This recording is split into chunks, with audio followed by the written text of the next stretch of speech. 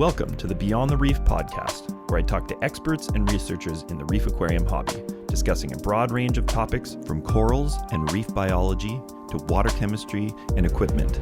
We take a deep dive into our guests' methods, techniques, and top reef keeping tips.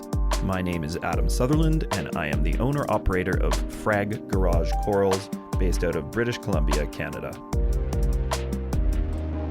This podcast is now brought to you by Fauna Marine. I was hesitant to bring on any sponsors, but since I use so many Fauna Marine products, I was really happy to have them collaborate with me. And also, I am now a certified ICP consultant, so if you send in a laboratory ICP test, you can select me as an advisor. Hey, welcome back, everyone. Got another episode for you with Dong Zhao from AcroGarden. This is part 2 of a 2-part episode talking about the inputs and outputs of your reef tank, really encompassing everything to do with your tank. And we got a lot of good info out of him in episode 1, so we just kind of followed off mostly with the outputs on this one. And yeah, I'm really happy with this conversation. It's a little longer, but I think you guys like the long content. That's probably why you're watching. So as per the usual rant, I ask that you guys hit that like button, subscribe, comment in the comments. Really, subscribing is not that hard, and I'm not going to bother you guys. It's just there's a lot more views than there are subscribers, and subscribers are good for me. So, help out the algorithm, help build the channel. And if you can share episodes in social media, that really helps too. And if you really want to support me, you can go to my Patreon at patreon.com/beyondthereefpodcast. And there's some options there for just a monthly donation, or you can sign up for consultation sessions monthly, which has been really great. I've been learning a lot from my consultation patrons, and I think it's a really good resource, kind of for both of us, to keep track of people's tanks. And I get to see some of the things we change and how they kind of reflect and work for people. So it's been really good for me. So anyways, I hope you guys enjoy this episode with Dong Zhao from AcroGarden. So yeah, welcome back. We covered a lot of stuff last time, but I was surprised how much is left in my list. So oh yeah, there's a lot. Yeah, we got a lot to talk about still. So we kind of left off with, before we get into this list, you had emailed me about ammonia uptake and cyanobacteria. And that's kind of an interesting little tidbit. So maybe tell me about that as a starting point. Yeah, definitely important for people to consider if they're thinking about dosing ammonia. So maybe tell me about that. Oh, yeah. Because after the the podcast last time, and then I got asked these questions to see, since we don't see that much difference between ammonia and nitrate for coral intake, how about bacteria? Mm-hmm. So there is a lot of literature actually about that. So there's many papers that can be referenced to, including the Cyano that we really dread, we really hate. Yeah. It turns out, just for example, for Cyano itself, cyanobacteria is highly prefer ammonia. It's so highly prefer, actually is approximately 10 times more preferred. Wow. So that is a huge selectivity toward ammonia versus nitrate for cyanobacteria. So there's one paper even showing that when ammonia is present in the water, and cyano will shut down the nitrate uptake pathway. Mm-hmm. That means that you will take ammonia as much as possible, and before you start taking in nitrate. So now that actually pretty consistent for what we observe in reef tank, which bacteria plays a very important role to neutralize ammonia. Mm-hmm. It seems like not only the denitrification bacteria that uptake ammonia quickly, a lot of bacteria, they really prefer ammonia. Mm-hmm. So in that case, that ammonia dosing actually theoretically can be a problem if we are looking at a cyano outbreak, like this kind of pest, bacterial outbreak over there. So, and also that it means that when ammonia hits our tank, all the bacteria just go up there and just convert them into nitrate. Yeah, so it's really easy for them to utilize. And I mean, I guess in a system where, like for me, dosing ammonia, I didn't notice an uptake uptake or an increase in cyanobacteria, but maybe I just have enough nitrifying bacteria that it's sort of balancing out. Yeah, it's always a competition in a reef tank. There's so many different species of bacteria there and consuming the just a limited amount of nitrate and ammonia. So because our reef tank actually is an ecosystem, it's so complex inside, it's really difficult to use a very simple theory or very simple method and to solve a complex problem. Yeah. So in this hobby, we frequently see that people using very simple model and then try to apply that model into a very complex system. So that is probably, there's so many antidotes everywhere. So somebody said, oh, it works for me. And the other one said, no, it doesn't work for me. For example, that if we look at antibiotic for humans, so different individual actually responds to antibiotic differently. Yeah. Yeah.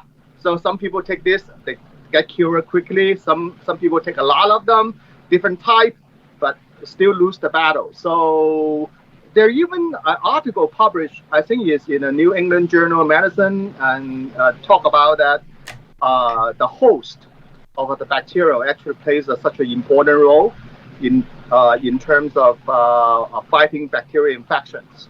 So our reef tank, established reef tank, is a very complex. Yeah, and the reef tank is basically the host in this case. Right? Oh yes, yeah. yes. Basically, this is the host, Yeah. and it covers so many different types of bacterial, virus, fungi, all that kind of living organism in there. That's why if you take a drop of the aquarium water, look underneath the microscope, we will see tons of life form flying around. And if you take a drop of ocean water, we even see more. More diversity. There's so many living things in there. So it's such a complex system. It's really difficult to use a very simple rule or simple model to solve a complex problem. Yeah. So in relation to this, someone you doing a treatment like a cyanobacteria treatment, like what am I thinking of? Chemiclean, or there's a couple other products on the market. Yeah. So what is that kind of doing in relation to, the cyano and then that relationship to ammonia as well? Like, because, if you're killing the cyano, then you're just, you're not necessarily, destroying the root of the problem, but you're eliminating some of that bacteria strain, I suppose. Yes. I think you got a very good point there, is that this stuff basically just kill off some of the cyanobacteria. So it does not fix the underlying problem. So when there is a cyano or dino outbreak, there is something else. There's an underlying problem. It could be too much nutrient in the water.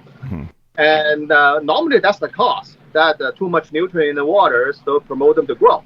Because every living organism, in order for them to grow, they have to uptake nutrients.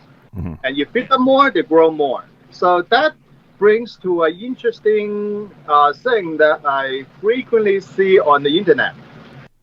In saying that, well, when you have a cyano outbreak, you dose nitrate phosphate, raise the level. That is really not the solution. You're actually fueling the bacteria to grow, because that the fundamental rule of any organism is that you give them food, they eat it, and then they multiply. Yeah. So, well, I guess something I think of there is if you're killing all the most of or the majority of the cyanobacteria off with chemiclean, I've always noticed when I've treated with chemiclean, my systems actually have done better afterwards in general. Corals have been healthier. Maybe that's just meaning that there's more bioavailable ammonia for the corals to use, potentially? I think it's not that simple. Yeah. So what the chemiclean does is a very interesting thing. It's an antibiotic. But this antibiotic is kind of weird, because that it's supposed to treat the gram-positive bacteria. And most of the bacteria in our tank including cyanobacterial, actually gram-negative. Okay. So, but for some reason, and this, the can be clean, actually be able to kill the cyanobacterial quite selectively. What happened is that when you kill this bacterial, the cell bursts open, definitely it will release a lot of nutrient, as well as toxin, into the water. So maybe that the excess nutrient that released by the bacterial when they're dying and after they're dead is feeding the coral. That can be a possibility. That's one thing. Yeah. Another possibility is that according to the usage, the instruction on this bottle tells you to run activated carbon and do 20% water change. Yeah. That kind of thing. Yeah. So it could be the water change helps the coral. Yeah. Maybe that is one thing that people see is the effect from water change. You basically 20% water change is pretty big deal. Yeah. So makes sense. Yeah, if you haven't done a water change for a little while, or if you haven't run activated carbon, it's easy to say the treatment you did the thing to improve the tank, but it could just be the other components of it. That being said, I think I have done chemically before and not done a water change directly after. I maybe did it a week after, and I still found that the tank did better in general. It could be just a nutrient enrichment. There's another possibility is that, it's just hypothesis. Because it's such a complex ecosystem in there, and it is possible that the can be clean can kill something else. Yeah. It could be affecting some of the population on the coral itself. You're basically giving the coral antibiotic treatment. I remember Jake Adams, and he did a regular dose of can be clean. Yeah. So he said that the result is pretty good, according to him. I think that's a possibility. Yeah, because it could be targeting some of the pathogenic bacteria on the coral tissue or the surfaces. Yeah, because it is kind of a surface targeting treatment. Like it makes it creates a lot of oxidization, right? Like that's why we see all the bubbles in the tank. Is that the right term for it? I think that can be clean is not by oxidization. So maybe that's the wrong term. You're the right person to ask. So basically, it's an antibiotic, so it basically disrupts the division of the cell. Oh, okay. Yeah. So think about it. It just suppress the coral, suppress the cyanobacteria to grow, and then eventually it will wither off, and it's not by oxidation at all. Yeah. So I kind of see where where the idea about oxidation come from is that when ChemiClean was marketed many years ago, of course that on the label is that this is not an antibiotic, so that kind of thing. Yeah. And people just assuming that it's an oxidation that kill the bacteria, which circulate online, and then you become kind of, it's always at a dark corner of the internet and always ingrained into our old reefers' mind. Yeah. So actually at the beginning, I thought that's the case. Yeah. Before I actually find out what exactly this thing is. Yeah, it's sneaky, isn't it? Because maybe there's some, health code stuff that, where they've somehow marketed that product without saying that it's an antibiotic, even though that's mostly what it is. So actually, it is an antibiotic. It's just one single compound in there. Yeah. Actually, it's a natural product. It's a very complex molecule. It's just antibiotic. Yeah. So, but that, we can talk about antibiotic a little bit since we are on the topic of antibiotic. Yeah, I mean, this could be a whole other episode, but we'll skim on it for a second here. The reason that we look at all the antibiotic like Cipro, like amoxicillin, and plus ChemiClean, all this kind of stuff. So keep in mind that all these antibiotics actually developed for human. Yeah. So for human internal use, that's all this antibiotic is for. That's why it has to be very sophisticated. And also that besides they're very sophisticated to work well in animal or human body, but it also means that they're actually not as effective as bleach. Yeah, that's true. Yes, and that's where many of these antibiotic resistant coming from, is that you kill 99% of them, the 1% actually mutated and just rebound, that kind of thing. So one of the frequently used aquarium for coral dip are iodine. Mm-hmm. When we compare iodine to this thing, actually for external bacteria, the iodine probably works much better than any of this. Yeah. So that is why that my personal feeling is that using Cipro, amoxicillin, this stuff, Yeah. actually is not really necessary. Yeah. And the iodine, well, there's no bacterium actually resistant iodine. Yeah. Yeah. It's pretty Because hardcore. you're talking about a surface cleaning. Mm-hmm. For skipping coral, cleaning the bacteria on the skin of the coral, we really don't need this. So give them an iodine bath,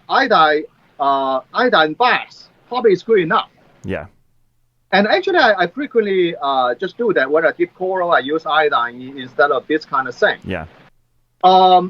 Because that antibiotic, in people's mind, many people's mind seems to be, really effective, really good. And that's why they use to treat all these disease.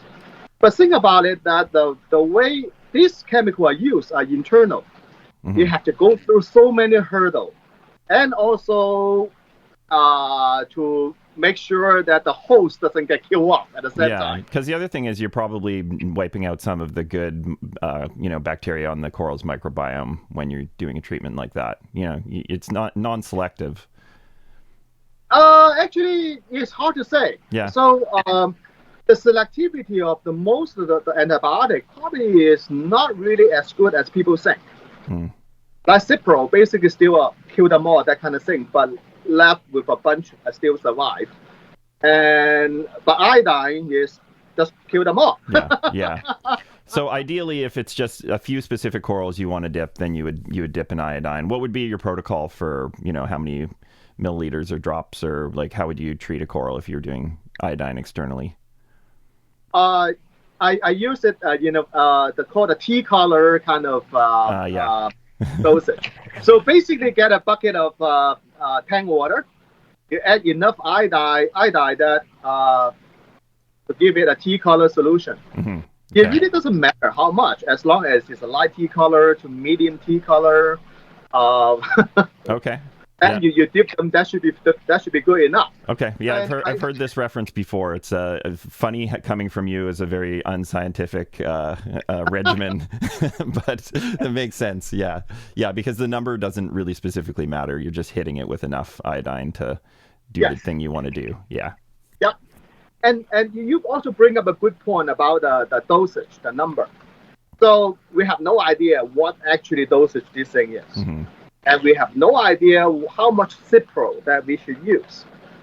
One time that I was doing a calculation about if we are, according to the human dosage for Cipro, for a reef tank, let's say a QT tank, like a 10-gallon QT tank, the amount of Cipro that you need to achieve the concentration is insane. Yeah. So sometimes I'm thinking about that all these protocols about Cipro that floating around on the internet, are they really that effective? Yeah. That is one important thing, is that what kind of dosage are we talking about? Yeah. Yep. And also that when we apply an antibiotic to anything, your doctor will first need to figure out what kind of infection you have. Then they apply the appropriate antibiotic and the dosage. And when we are dipping coral, or actually like a QT tank, dosing antibiotic into the tank, what information we have? None. Yeah. We absolutely have no information. So we just blindly dosing this antibiotic into a QT tank. That actually bring up a question that So starting from 2025 this year, and if you look at trees, and all these fish antibiotics all gone, all off the shelf. You cannot even buy Cipro, amoxicillin, that kind of thing. Is to reduce this kind of abuse of antibiotic. Yeah. So as reefers, so when we think about it, if we can get a job done with iodine, why do we need this? Yeah. We probably shouldn't. Yeah, I mean, it's only because you can treat the whole tank and potentially, if it's a cyanobacteria problem, hopefully that just does the job and it doesn't come back. But that's hopefully, Yeah, you get a good point. Yes, this can be used to treat the whole tank. But cyano treatment, even when we use ChemiClean, we can see that cyano keep coming back. Mm-hmm. And this is only taking care of the symptom. The rest line is gone. But it does not resolve the underlying problem that maybe you have excess nutrients somewhere, something is rotting in a tank, maybe there's a dead fish for 10, well, after 10 years, you got a dead fish, a big giant hippo tank sitting at the corner, dying. Yeah, it happened to me. Yeah. It's sometimes you don't notice stuff for a while. Yeah. I have a 17-year-old hippo tank. Wow. It's about the size of that big. Yeah. And he just died. Well, apparently from old age. Oh, I'd say old age. That's getting up there. Yeah. 17. Actually, I had him for 17 years. Yeah. And I bought him from another reefer, and he's pretty good size. Yeah. So I don't know how old he is. Could be 20 plus. Yeah. Yeah, maybe 20-something years. Yeah. So the way I look at it is that fixing the underlying problem is more important to use a chemical that treat the symptom. Definitely. And there is a frequently observed situation is after your cyano is gone and the dino comes out. Yeah. It's kind of just it's opportunistic and it's ready to go when it probably uses some of the same things. Yeah. So just another little thing and how this may relate is Fauna Marine, like with their ICP test, they predict based on certain levels of certain trace elements, minor trace elements, that some of those imbalances can also lead to cyanobacteria as well. Do you know much about this or? I looked into that, but I have not yet found any scientific evidence to support that. So there is always a causation, and then there's observation, right? And sometimes that you can easily find a lot of trend. You can, for example, that somebody said, for example, in Japan, the birth rate is dropping. And then after the COVID, now the people who go to McDonald's also dropping, right? Mm-hmm. With all the fast food price goes up. Yeah. So you can see that, the Japan's birth rate dropping and people who go to McDonald's become less. So can we draw a conclusion that, people should go to more McDonald's so that to increase Japanese birth rate? So it's very easy to draw some kind of link. Yeah. And especially when you sample a lot of data, mm-hmm. and you can easily find some kind of correlation there. Yeah. But is this kind of correlation actually representing what's actually happening? That I don't know. Yeah, I mean, it does seem like it seems like in general, though, people that do pay a lot of attention to ICP and sort of staying on top of those minor and major trace, they seem to have less problems with things like cyano and dinoflagellates, from my observation. But also those reefers tend to be more experienced reefers that are doing something like reef moonshiners or something like that in the first place. So it's hard to say. The way I look into this is that it's just hypothetically. So if you're doing moonshiner method, if you are taking ICP regularly, you must pay a very close attention to your tank. Yeah. You must be doing a lot of things you probably didn't realize that you're doing. For example, if I walk by my frag tank, I see a frag that fell off and pick up a fish and throw on the floor. Mm-hmm. I will just go there and pick it up, rise it up. I don't even realize I'm doing that. Yeah. So for people who is doing moonshiner method, taking a lot of ICP tests, they actually paying a lot of attention to the tank. Yeah. They probably testing all the parameter pretty frequently as well, besides the ICP test. And also they will be more mindful about how much they feed and how to clean up the detritus. And if you see a fish is dying at the bottom, you just yank him out. So I think that it's more like people paying more attention to their tank. So when you're paying more attention to your tank, in general, your tank looks better. Yeah, no, for sure. I mean, those people are generally going to be more hardcore reefers, and they're going to be doing a lot of things right. So the combination of doing a lot of things right versus the opposite is going to just lead to less of those kind of problems in the first place, for sure. Yeah. Okay, I wanted to jump back to the list of inputs here because there's a few more. I got a few funny ones here that are a little more obscure when I was digging deep into my brain to kind of see what I could come up with. This was one that I just wondered your opinion on, is seasonal inputs into our tank. That would be, things like if you have, an air exchange, is there something like pollen or, pesticides being used outdoors that could potentially get into our systems? Yes, that's very true, actually, in terms of pesticides. Let me give you one real-life example. And then a reefer called me saying that his tank suddenly crashed. So I said, what did you do to it? Did you drop something? Did you drop a whole bottle of vodka when you're dosing into the tank? He said, no.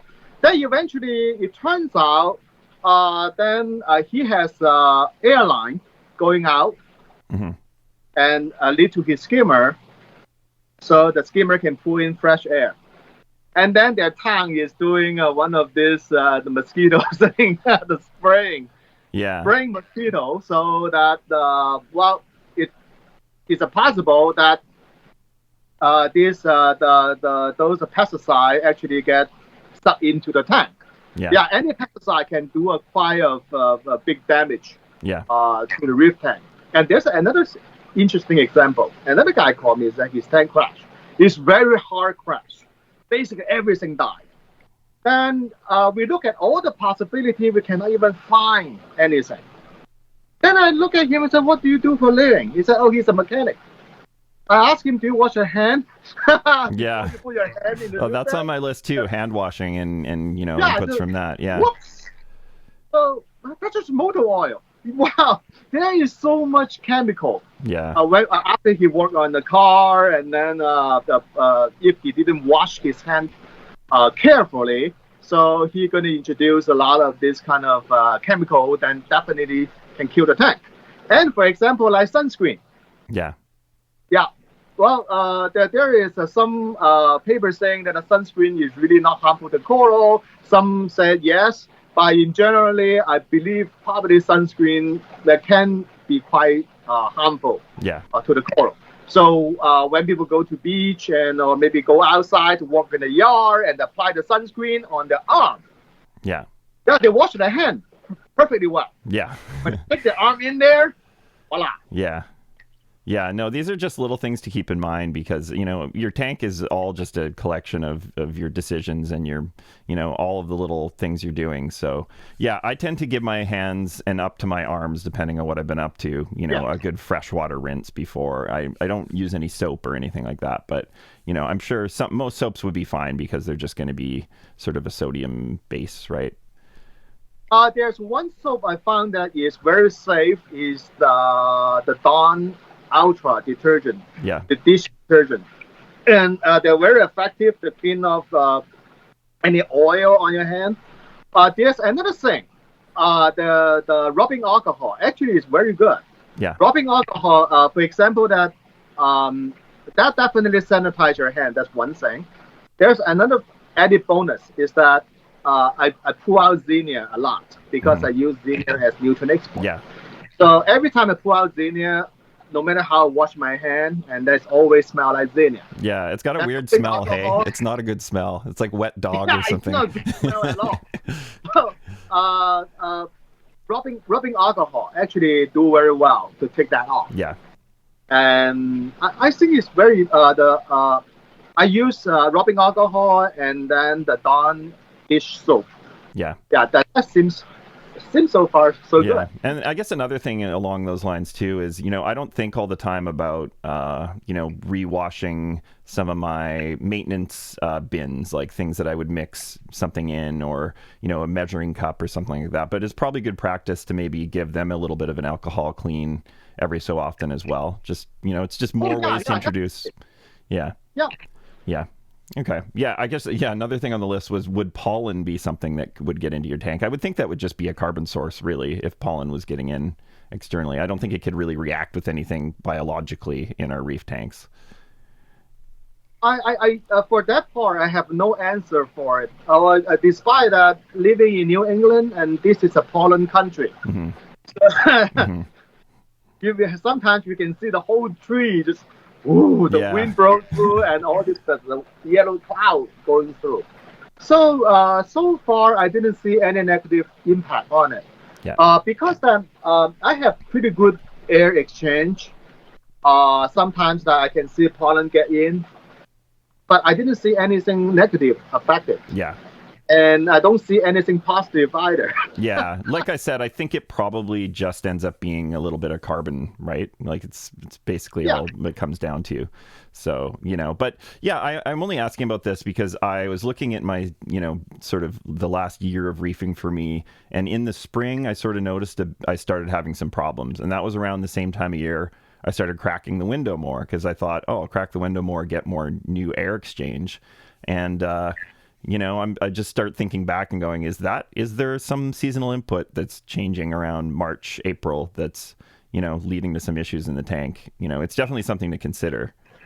Actually, I think this is very real. So every spring, you see something different in the tank. And I found out that there are more people having trouble with their tank during springtime, and also fall, early fall, and that's another time. So I think that it could be, probably we see more dino and see more cyano during springtime, and it could be the temperature change. So maybe a biological clock, and to cause them like flourish, some of the bacteria, some of the algae flourish during some season. It's a seasonal, that kind of biological thing. And just like red tide and in the ocean, and then they also come in seasonal. I think that probably there's a big influence by the temperature. Yeah, so even just a degree different or something like that could sometimes tip the scale. There's a 3 degree difference can make a big difference in terms of the all these bacterial, fungi, biological activity. Yeah. For example, think about this way is that when we have a heater on during wintertime, and when spring comes, and we generally find out that there will be several days, and then our water temperature actually higher. So our heater is really not that precise. So if you see 1 or 2 degree higher temperature, that can trigger some kind of like a red tide in our tank. Mm-hmm. Every year during the springtime, I see the coral just behave a little bit differently, and sometimes become a little bit not as normal. Yeah. And like for example, like the color become lighter, and then some of the new frag I just kick the bucket. Yeah. So it could be surface, the tissue, like of some of your corals. Maybe some of that bacteria on the coral tissue is, those populations get a little out of whack, and that's just a difference of a degree or two. Maybe whether it be the peak of your day or the average temperature being up. It's maybe, So what is your kind of ideal temperature range? Like I kind of shoot for 76 to 77 Fahrenheit. That's kind of my goal. 76 is the one that I shoot for. Mm-hmm. The reason is kind of funny, actually. When I get into this hobby and people talking about like 80 degrees, 79, 82, 83, and I look back to some of these old articles and how people come up with this kind of temperature. And I remember there was some kind of hotshot, a big guy in the early days of reefing. Yeah. And during one of his presentation, he pulled out a thermometer from his pocket. He showed to the reefers. I travel around the world. I go on vacation, go to different coral reef, beaches, and that kind of thing. Whenever I go, I pull out my thermometer, I plug into the water. Yeah, 82. Mm-hmm. Wow, that actually triggered my question. Is that really? So what are you measuring? Are you measuring that where you are suntanning Yeah. on the beach? Yeah. Or actually you're measuring the temperature where the coral is? And I remember that there's one time that Scott Feldman, who was the co-founder of Unique Coral back then, he gave a talk to Boston Reefers Society. And he mentioned that his coral looks, especially aquapora, looks more colorful when he set the temperature at 76 or around that range at lower temperature, and they grow better. I have a friend who is a marine biologist. I asked him what exactly is the temperature that where the aquapora harvests from. He said, well, 74, 76. Yeah. Okay. Yeah. Yeah. And then later on, I dig through the literature. Yeah, the many coral actually living in a pretty cold, actually not cold, like 74, 76 kind of range. Yeah. And recently, I asked another friend who also a marine biologist in Florida. Well, because I heard about all this 90-degree surface temperature in Florida, all that coral cooked to death. I asked him, since he's go out diving to look at the corals, I said, what exactly the temperature that when the coral are doing really well at the area that the coral doing really well, not get affected by this surface water reach 90 degrees. He said 76. Yeah, yeah. So there's a big difference between that upper surface area and where the corals are actually. The temperature gradient is huge. Yeah, yeah. Okay. So that's why I always keep my tank at 76. Yeah. It's safe and also electricity. Well, that's a good thing. And also I do notice the coral actually looks color-wise and also in terms of growth are better. Yeah. But different coral probably come from different zones. On my LPS tank, I actually keep the temperature a little bit higher. So around 78 on that LPS software system. That's interesting because I would think that LPS would be a little bit deeper where they're collected, so they'd actually want cooler. Like I run my LPS system a little bit cooler than my SPS system. Oh, well, yes and no, because it depends on where actually you get collected. Yeah. So, but definitely leather coral and soft coral, especially some of the like the Zoensis and Ricordia, they are pretty shallow. Yeah, that's true. Yeah. So it seems that in order to make my mushroom, leather, and Ricordia happier, so I raised the temperature a little bit. Yeah, and they would be tolerant of higher temperatures if they're more, things like zoanthids and mushrooms would be in tide pools. They would get up to crazy high temperatures. So they have the ability to probably have a high temperature swing versus other corals. And I also saw videos. I didn't get a chance to go to Australia yet, but I saw the video from Australia in tide pool, and then the rose bubble tip was just in a puddle. Yeah. Shallow puddle. Yeah. In the summer. Just baking. Yeah. Yeah, just baking. So I think that the temperature, as long as it's below 79, 78, and for SPS, is perfectly fine. Yeah. And for matter of fact, that one time that I keep my temperature as low as 72 on one of the SPS systems. Oh, I just want to see what's going on. Yeah. Nothing happened. Yeah. Everybody happy as usual. Yeah. Okay. Yeah, that's interesting. But I think, maybe 76 is kind of the new standard or somewhere close to that.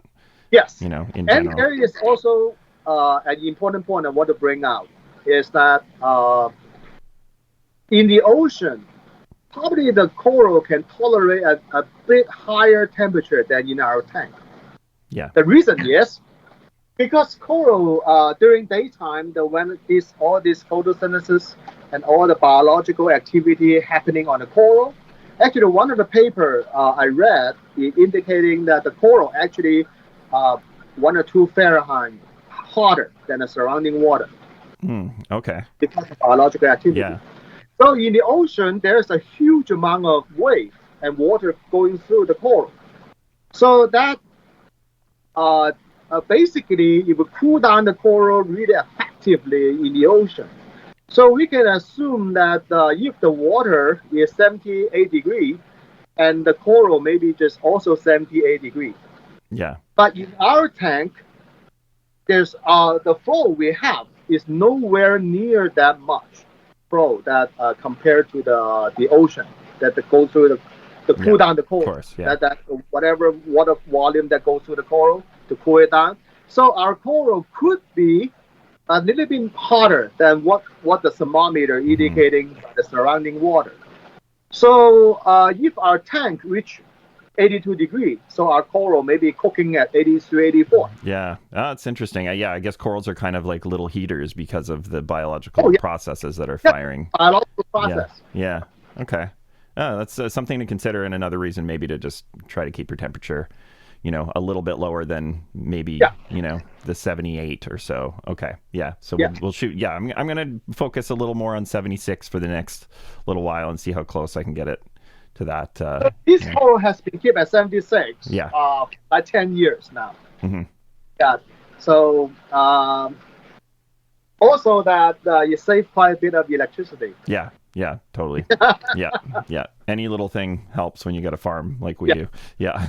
Okay. Next little thing on the list here was new glass, like a new aquarium and tin. And my understanding of this whole scenario is that I guess glass on one side of the pane has a tin layer when it's manufactured. Is that correct? Yes. Yeah. The way they make glass is basically has a molten tin pool.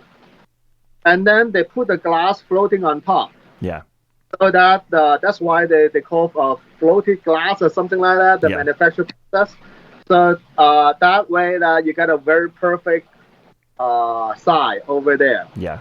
And it could be, at least that the one side of the glass is exposed to tin.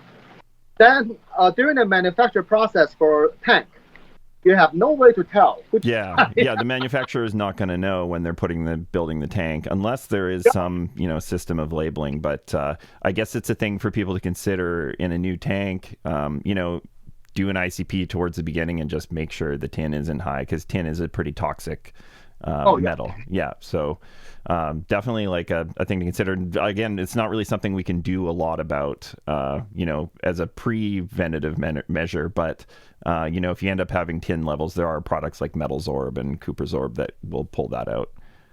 There's a trick to do that. Okay. So when you get a new tank, you fill the tank with cut water solution.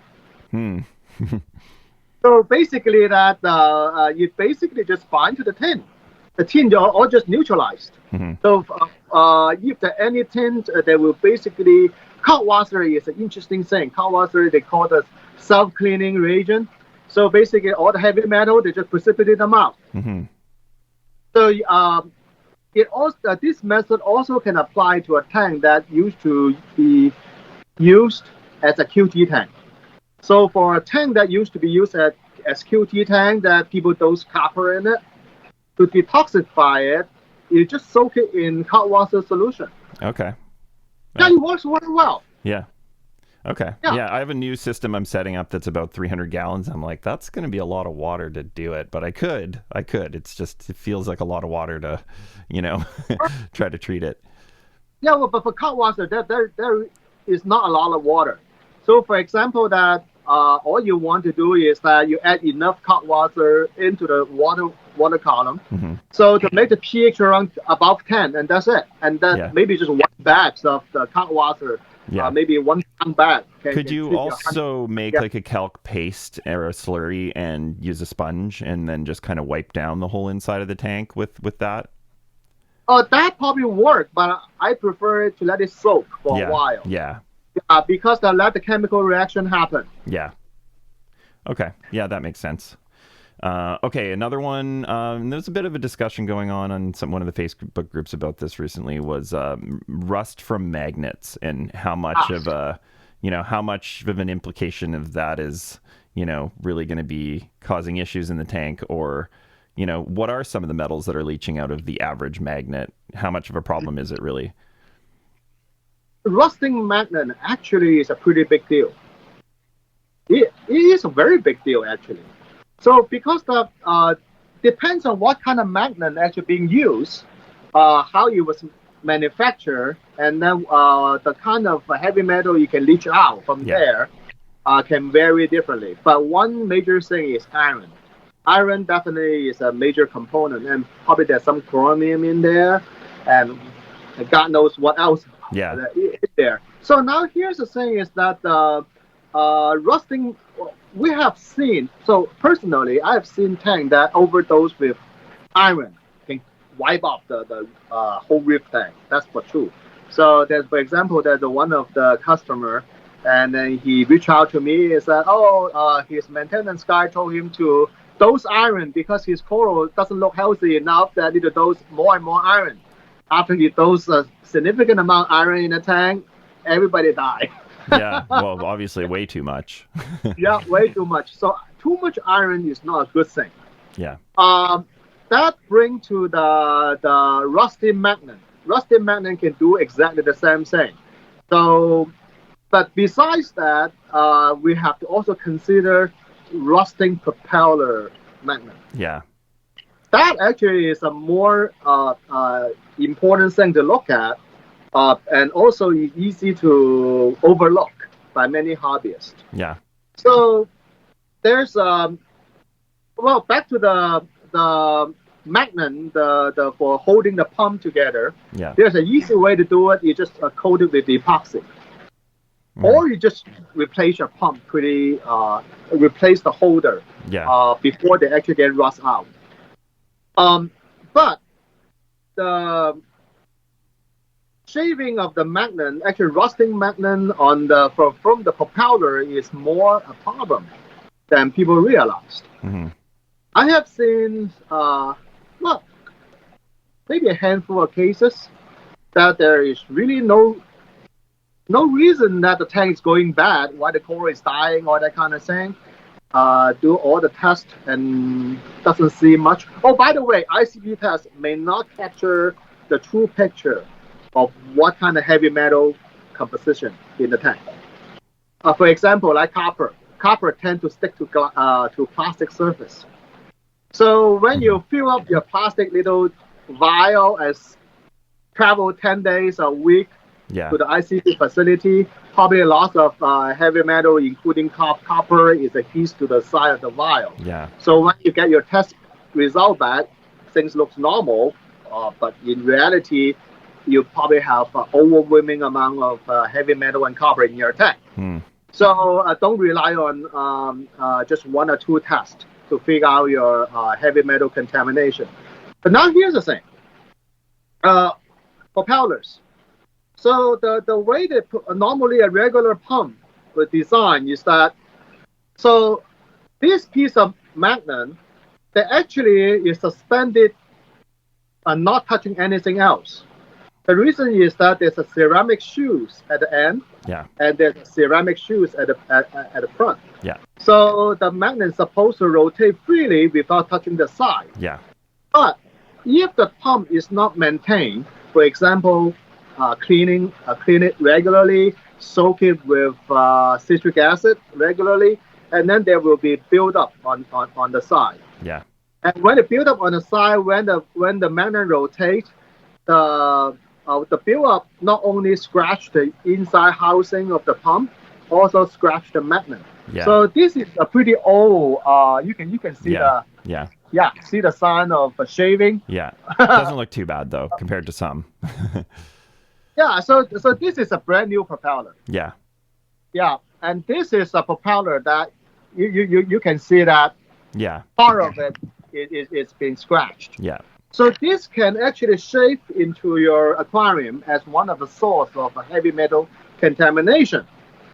And that is why I actually prefer not to use any propeller that can have a big gigantic magnet sitting in the water, a scratch against its back plate Yeah. to rotate, basically shaving off. Try to do a search of rust and certain major manufacturers' website. Yeah. And then you can see all the photo that Yeah, is, some are worse than others for sure. But yeah, it's just a good reminder to people to, clean their return pump impellers more often. Yeah, because inevitably there's always going to be something that's going to get in there. And if it's scraping on the inside, then, it's another input source for metals. Yeah.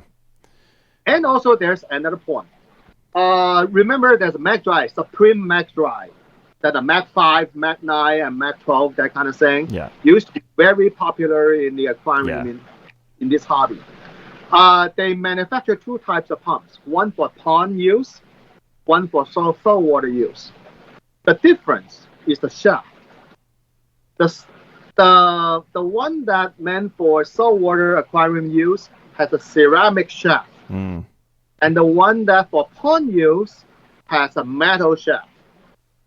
And that shaft also can be a major input of heavy metal contamination in your tank.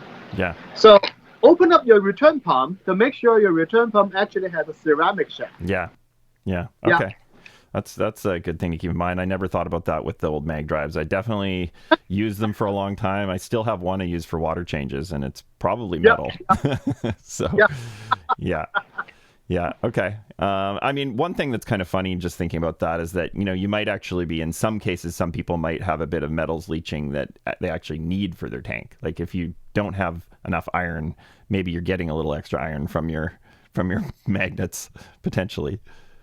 Interesting point. There is a counter argument about that. So iron actually is one of the trace elements actually present in your soil mix. The requirement of iron for coral is actually very low, close to zero, and the iron requirement actually more for algae. Yeah. Yeah, if you have a refugium, you might have an iron deficiency. Yeah. But the thing is that then we can talk about refugium later on, and right now I do not use any macroalgae refugium for many years now, and I have much better result when I was using it. Iron depletion can happen when you have a pretty effective refugium. Yeah. Or algae turf scrubber. And those things take out a lot of iron. So for the requirement of iron for coral is very, very, very small. So I remember that Randy, the famous Randy, that actually he wrote so many good articles about his reef hobby. Yeah.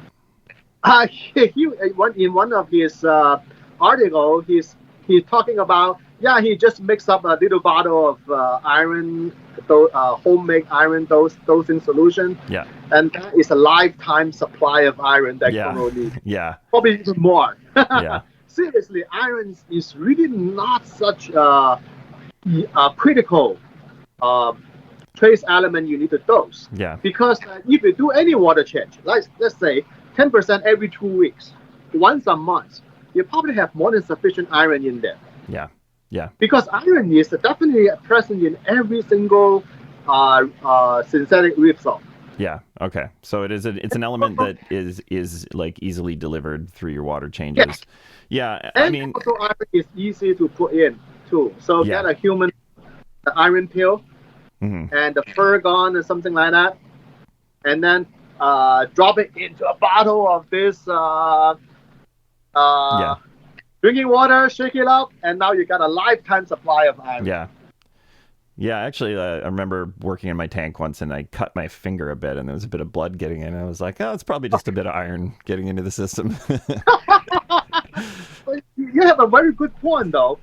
But I bet the iron from your blood probably is not very beneficial to the coral because the iron in your blood is complex. Yeah. It's by a gigantic the blood cell is inside, so it may not be bioavailable to the algae until it dissociated from it. Okay. Yeah. Yeah. Okay, so that won't be my method of iron dosing then. Just cutting myself a little bit. Well, I think if you have a shark in your tank, the shark would be really. Yeah, no, this all sounds bad to me. Well, let's go on to this refugium discussion because this is in my sinks list, my sinks and exports list. So yeah, I'm not a big advocator for, algae scrubbers, refugium, growing macroalgae as a nutrient export. It works for some people's systems, if it's part of your methodology and it works for you, go for it. But, how much of our minor trace elements, including things like iron, are, going to be a problem because of, using a system like that? I think that the major drawback of algae, macroalgae refugium, so in my own opinion, is the depletion of the essential nutrient and trace element that coral needs. Yeah. Because macroalgae, they're definitely really much more effective to take in all these trace elements, as well as phosphate and nitrate and other nutrients and ammonia than the coral can do. Yeah. So I remember that Richard Ross has this little video that I really enjoy watching, is that the feeding. So he had a can of cat food, and then before the cat can reach the cat food, there's a dog come in and eat up everything. So macroalgae basically behave just like that. Yeah, so it's the dog. You definitely depleted iron, deplete iodine, and also some of the bromide, and manganese is one of the things that the refugium can strip it off the water. So I heard so many people talking about that manganese actually is very, very essential for Garnipora. Yeah. So I haven't found any scientific literature of it, but I do believe that that may be the case. So, for example, that my Garnipora doesn't look as good when I have a refugium attached to that system. So macroalgae is known to actually very effectively wipe out the manganese in the water. Yeah. So taking out the refugium, basically you take out a big source of the what do you call it? The trace element sink. Yeah. So that means that you don't have to dose that much into it. So and now talk about the ICP test. When you look at ICP test, people are dosing trace element because they do see the depletion of the trace element from ICP test. Yeah. That's why they dose it. So if the ICP test showing that your trace element still always there, then I don't believe anybody will start dosing it. Yeah. But now think about where this trace element goes. So I think that the trace element probably take up by your refugium really effectively. That's one thing. So you're dosing trace element basically growing your macroalgae. Yeah. Unless you are really into the hobby of growing beautiful display macroalgae tank. Yeah. I think that's a liability instead of benefit. So, and also another thing is that trace element can precipitate and can be utilized by bacteria. So that also shows that the depletion of trace element. So the bottom line is that when we see trace element disappear or depleted or reduced on ICP test, it does not mean the trace element is uptake by the coral. Yeah. So if we eliminate the refugium, that will make our ICP test a little bit more meaningful, isn't it? Yeah. So we take out one of the major competitor for trace element for coral. Actually, also the micronutrient as well. Yeah. As well as major nutrient like potassium. Yeah. Yep. So I think after I remove the refugium, I do not have to pay that much attention to potassium anymore. Yeah. Just doing regular water change, my potassium always hovering around the 420 to 400 ppm range. So I seldom need to, maybe once every 3-4 months, just need to boost it up a little bit. Yeah. I think the refugium just make my life, make make me work harder. Yeah, it's an interesting correlation when you talk about Goniopora and manganese too, because people have been sort of discussing over the last few years why we're so much better at keeping Goniopora than we used to be, and also a lot less people are using refugiums now, or algae scrubbers. I mean, people can comment in the comments if they run an algae scrubber and they have great gonies. I could be wrong, but it's just an idea. If it is a manganese could be a big part of it, then who knows? And also depend the source water. Actually, many water, the tap water source, is very rich in iron and manganese. Mm-hmm. For example, that our town's tap water, the two major contaminant, that's what they say, what they call contaminant is iron and manganese. So they have to chemically reduce those in a tap water source. Mm-hmm. So that brings up to the question is that some people say, oh, I use RODI. Well, the hobby grade RODI may not be as effective as you say. Yeah. Yeah. Yeah, I remember when I worked for pharmaceutical companies to generate pure water, and that machine costs $6,000. Yeah. Yeah. Yeah, So to really RODI may not be doing the job you think they're doing. Yeah, and that was on my inputs list too. Is what is coming in from our RODI, even if it says 0 TDS. Is there still some stuff getting through? Because this is all for the most part hobby grade stuff. Yeah. The TDS meter, that the consumer grade TDS meter, we can think about it as Toys R Us version. Yeah. Yeah. Or a Temu version. Yeah. Yeah, it really doesn't do a good job at all. So if you got 0 TDS, well, that means that your water is pretty clean, but it doesn't mean that it actually is free of contaminants. Especially there's a lot of organic contaminants. They don't show up on TDS at all. Yeah. Yeah, so that's why that I think distilled water is the ultimate water to mix with your reef tank. Yeah. Distilled water definitely is a much better way than using RODI. How can I've been trying to understand really what the big difference is with distilled water, but how can the average hobbyist create their own distilled water? What's the process for that? Distilled water, basically the method to generate distilled water has been improved dramatically throughout the year. They no longer use copper, or this copper line, whatever it's saying, to distill water, and then distilled water actually is the best way to purify water. Seriously. Yeah.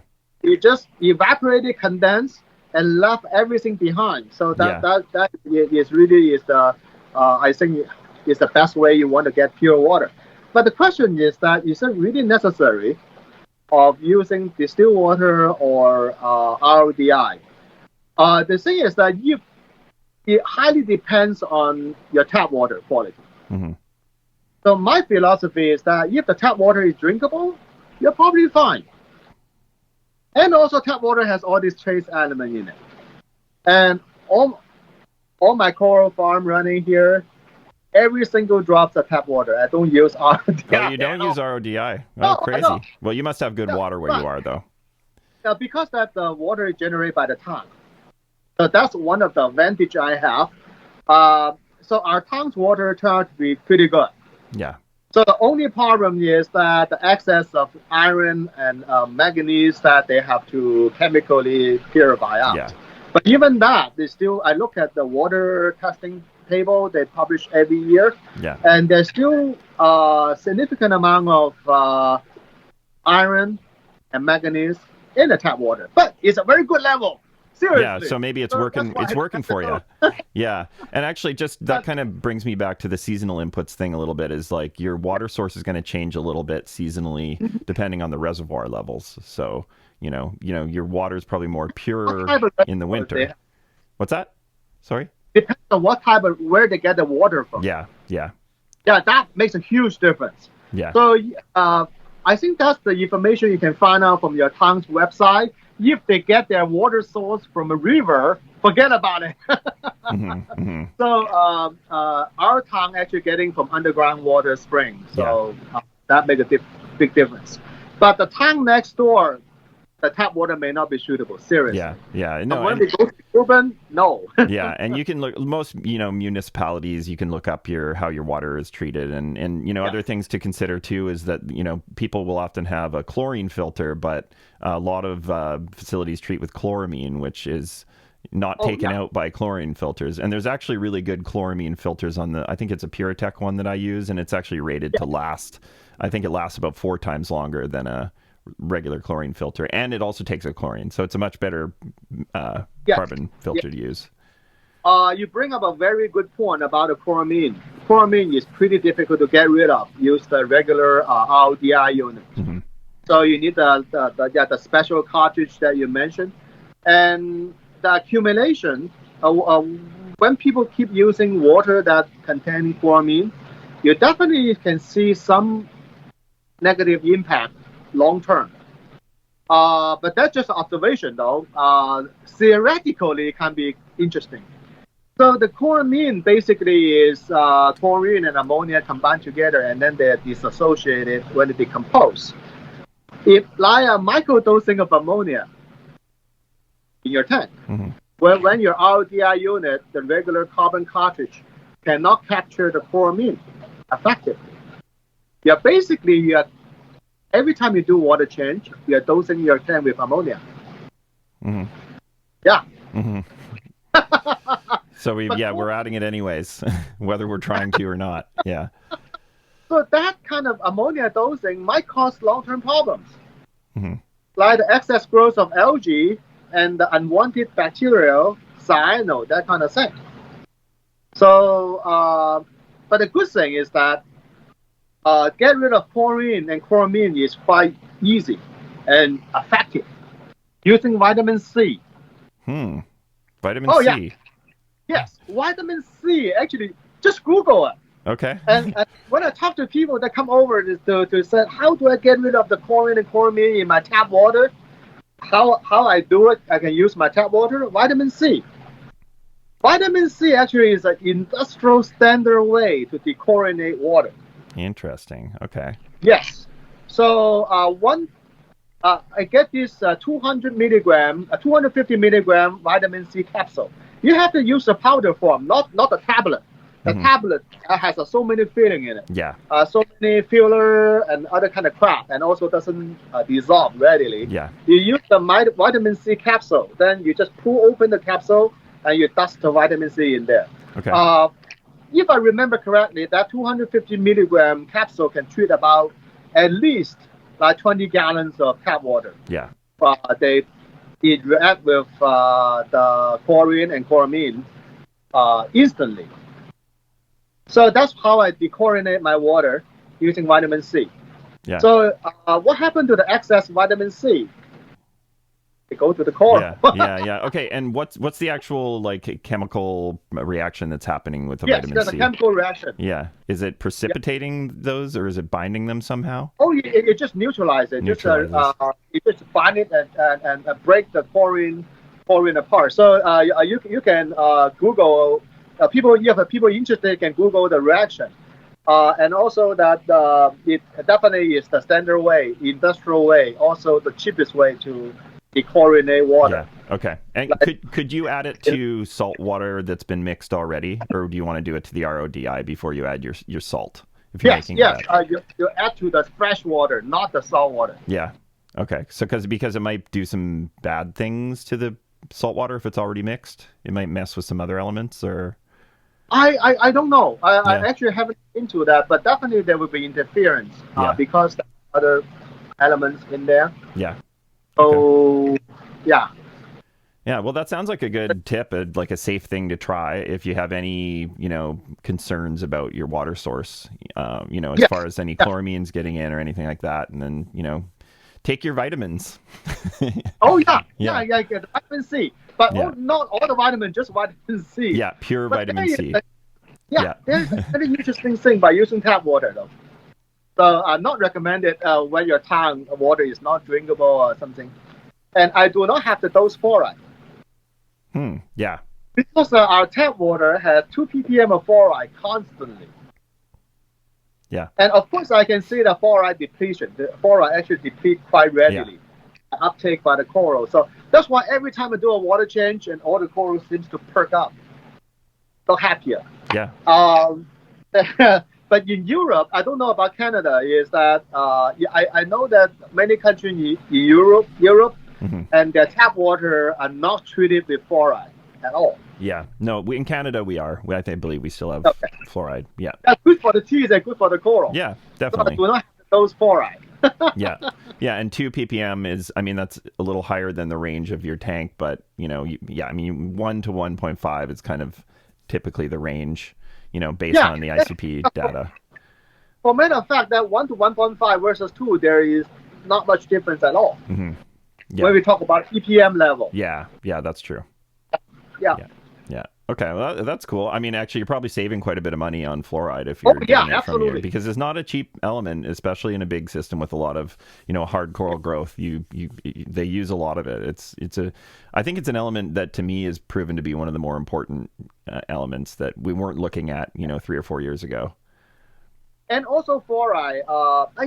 There's plenty of research paper indicating that fluoride is quite essential for corals. Yeah.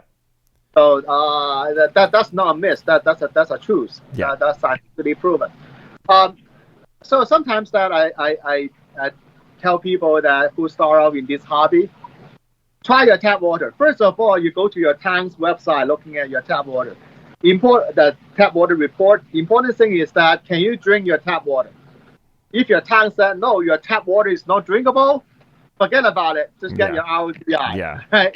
And then if your tap water is drinkable, you can start off with tap water with vitamin C to dechlorinate it to see how the coral does. So you may save a lot of money as well as give essential trace element nutrients to your coral. Then the major question that I always get is that what happened tap water promote algae growth? Mm-hmm. No. That is absolutely myth. So if you look at how much nitrate and phosphate in your tap water, it's abysmal. Yeah. So one example is that's back many years ago. One time, I forget the detail how to do this calculation. But 1 cube of frozen brine shrimp, throw it into a 100 gallon tanks of water, 100 gallon water. Yeah. And then it will give you more nitrate and phosphate than from the tap water, a lot more. Yeah. So basically, when you feed your fish 1 cube of brine shrimp into this 100 gallon tank, and you defeated all the purpose of removing nitrate and phosphate from your tap water. Yeah. So the tap water is not the source for your algae growth, because that the amount of nitrate and phosphate in your tap water is so insignificant. Yeah, but I guess just, knowing what, we filter out with our ODIs, wouldn't silicates be kind of a problem? Because silicates grow diatoms, right? But also silicate is really important for sponge. Yeah. So if you have a refugium or you have a cryptic zone, you probably have to maintain quite a bit of silicate level. It's so essential for sponge growth. So actually, some people actually dose silicate. Yeah. Into the Yeah. Yeah. And the silicate in your tap water, the amount also really, really small. Yeah. So and also silicate quite depleted quite rapidly by sponge. Yeah. So when I look into my sump, there's sponge everywhere. The more sponge you have, the healthier probably your tank is. Yeah. So that is a good indication. Yeah. Yeah, it's a good indication there. And maintain the sponge in a very good health. So you definitely need to give silicate into your tank. So think about it, what else is bad on your tap water if the tap water is drinkable? Yeah. Sometimes the tap water is not drinkable. It's not because of it contains some inorganic impurity. Many times it's due to the organic impurity that can cause a human side effect. That's why your tank said no, your water is not drinkable.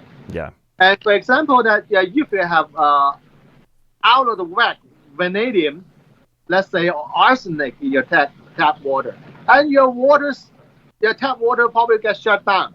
Yeah. Yeah. But many of the tap water is not drinkable is due to organic contamination. Mm-hmm. So, and keep in mind that when that happens, it's very important to look at your tank. Real life example. I have a friend who lived in a tank just several towns away, and he had hard time keeping SPS. Basically, 1 or 2 weeks, they just died. Then ICP test, no result, nothing. Everything fine. Yeah. Then it turns out that he lived near an airport, a private little airfield. Mm-hmm. So the airfield actually contaminated his groundwater. He's on a well instead of on town water. Mm-hmm. So it turns out that his well water is contaminated with organic impurities. And RODI, the commercial grade, but the hobby grade RODI does nothing to that. Yeah. Just pass right through the filter. Yeah. And only the current block reduce some of it. Yeah. So eventually he changed his water into the supermarket distilled water. Yeah. He only have a 20-gallon tank. Well, Yeah. that's very doable. Yeah. And he bring his coral back to trade for other coral. Yeah. Yeah, interesting. That's a very specific situation, but it's just another thing to keep in mind is there's just so many environmental inputs to factor in. You know, there could be a treatment that was done on your ceiling in the space that your tank is in that could, lead to something. I've heard about this recently. Even in my garage, I did my whole ceiling with cedar paneling. And cedar and a lot of wood contain a lot of arsenic. So it was a little bit, it was on my radar to keep an eye out for arsenic on my ICP test. It hasn't been a problem, but. There is another interesting case. Is that when people hook up their RODI unit, where do you hook it up? Where's the best place to hook it up? The best place to hook it up is the faucet that the city water just entering your house. Mm-hmm. They're always before your water heater. So that is where you're supposed to hook up your RODI or collect your water from. Mm-hmm. It's from the source. Because that your water heater, especially when it's in service for years, oh my God, that is terrible. Yeah. The gunk in your water heater is all this accumulation. So you can Google the image. After you look at those images, you think twice about taking a shower. Seriously. Yeah. But I mean, our RO unit is going to be hooked up to the cold water, so it shouldn't be hitting your hot water tank, right? Because I just take a line off of my cold water line only. Yes, actually, if you take, but it highly depends how your house is designed. And the faucet you have. Yeah. Some of in America, some of the faucet is one handle. Mm-hmm. One handle only. So it's not like a cold water and hot water knob. Yeah. It's one handle. And that's saying, well, even you put all the way to the cold side, well, you never know. Yeah, that's true. Yeah, and also that many of the household plumbing are copper. Yeah. At least in America here, U.S. So there is a test. There's a research done about the copper level in your tap water. It turns out that many of the copper is contributed to an old house plumbing. Yeah. You cannot do much to the water from the street. So many times, actually, like for example, like our town, the pipe, the water supply is very good in terms of copper content. So they can only guarantee the water quality up to that point entering your house. Mm-hmm.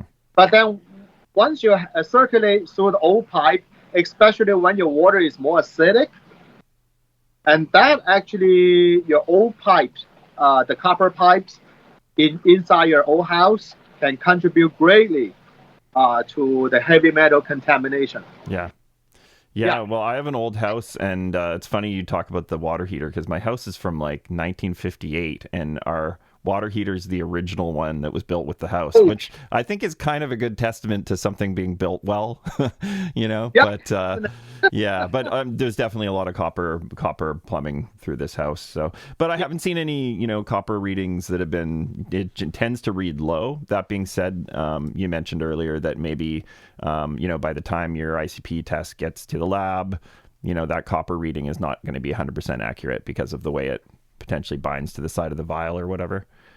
And also depend on the pH of the tap water. Mm-hmm. So if the pH of tap water is pretty high, and then you have less chance to have copper contamination. So when the tap water pH is low, they basically can melt your pipe. Mm-hmm. So that's why some of the houses, they have the whole house water treatment to raise the pH of the tap water coming into the house. Yeah. Protect the pipe. So, for example, that the water come out from our tap water is pretty high pH, but that's a good thing. Mm-hmm. Pretty high pH that definitely reduce your heavy metal contamination. Yeah. So, when we look into the TDS of our tap water, mostly is calcium and carbonate. Yeah. Yeah, in many of, especially in New England area, that many tap water, especially when you have a hard water, and higher pH, and the major contamination in the tap water is carbonate. But that play to your benefit for a reef. Yeah, for sure. Because when you have a higher carbonate content, so that means that it basically precipitate out heavy metal. Mm-hmm. That's a good thing. Yeah. But if you have acidic water, you really think you should basically put in a whole house filter to raise the pH. Mm-hmm. And that goes through your RODI. That would be much more effective. Yeah. I'd be interested to see, people's pH out their taps from different places around the world. Just out of curiosity, how much variability there is. Oh, a huge. Yeah. Yeah. Huge variability. The variation is so big. Mm-hmm. So that's why that if your tap water is acidic or neutral, but that's still acidic. So it's much better to treat the water, get in a whole house filter to raise the pH before passing through the RODI. Yeah. That prolong the filter's lifespan, and you get better quality, better result. Yeah. So my question for you is that how long do you change your carbon cartridge? I change it every 6 months, but it's like I said, it's the chloramine, higher end, more expensive cartridge that is rated for more gallons. So for higher end cartridge, 6 months I think is really stretching it. Yeah. Okay. Maybe I'll go to 3 or 4. Yeah. The reason for that is that actually I'm looking at many of the customers. They have regular carbon cartridge. Yeah. They get depleted. They lose the ability to filter chlorine, let alone chloramine, in a matter of 2 to 3 weeks. Yeah. Yeah. And that quick, because the water, when we think about RODI's carbon cartridge, is quite different from the activated carbon we run in our tank. If we have a carbon reactor in our tank, the water recirculates through it over and over again. Yeah. But for RODI carbon cartridge, it's only one pass. Yeah. One time. Yeah. If you capture it, good. Yeah. No, it's pass over. Yeah. So there's you can do a simple chlorine test to see how effective your carbon cartridge is. Okay. Yeah, I just chlorine strip and dip your tap water. Yeah. And into your the output right after the carbon cartridge. Yeah. Okay. So then you can see that how effective your carbon cartridge is. Yeah, I have chlorine strips for my hot tub, so maybe I'm curious to see what kind of reading I would get. And so is your tap water actually use chlorine? I looked into it, and I believe that there is chloramine, and it's usually or it's one or the other, right? Would they use a combination of both sometimes, of chlorine and chloramine? I think normally they just use one. Yeah, I'm pretty sure that it's chloramine, and that was sort of my reason for moving towards using the chloramine filter. Yeah. So if people are doing water change frequently, that may not be a big issue at all. Hmm. When the chlorine entering your tank, if you have a leftover, it's still pretty minor amount. For example, if you just get some tap water and get a cup of tap water, a jar of tap water, pour right into your tank, it does nothing. Because the high pH of the reef tank, they neutralize the chlorine instantaneously. Yeah. Okay. Yeah. Yeah. Okay. But when you have chlorine, it also, you're basically doing a little bit of ammonia dosing. Yeah. Okay. Yeah. That's interesting. So side effect, long-term side effect is that more algae grows and all that. Yeah. Back to the way we started this conversation. Yeah, talking about ammonia. Yeah. Okay. Yeah. Well, you got me on that. I'll be changing my my chloramine filter more often now, for sure. Okay, another thing, this is a pretty important little area here, is talk about protein skimming and what's really being pulled out from our protein skimmet. I mean, it's my understanding is a trace of obviously organics, a lot of bacteria, and probably quite a bit of trace elements as well. But what are really the ratios, and what's an ideal way to skim in terms of wet or drier? I don't know. I'll just let you take it from here. See where you want to go with it. So protein skimmer actually is a really wonderful invention for this hobby. So, but how effective is protein skimmer is? Here's a research that I picked up. So, in this study, they actually use cow serum, basically the protein from cow, as surrogates of all the organic material in reef tank. So it only means that they use a very simple protein, simple model, so they can measure in the water to see the concentration change after protein skimmer. Yeah. Basically, they collected a group of protein skimmer from low end to high end, all the from expensive to cheapo. Yeah. We can jump straight to the conclusion is that your protein skimmer's efficiency has nothing to do with your price, with the price of protein skimmer, and have absolutely nothing to do with how the manufacturer can. And also that this is something we've seen very frequently, because that by looking at all the customers' tank, basically protein skimmer is well understood about, okay, even you get the most expensive protein skimmer, doesn't mean that you get the best result. That's one thing. And second thing is that the most effective protein skimmer can only skim out 20 to 30% of this cow serum, the cow protein in the water.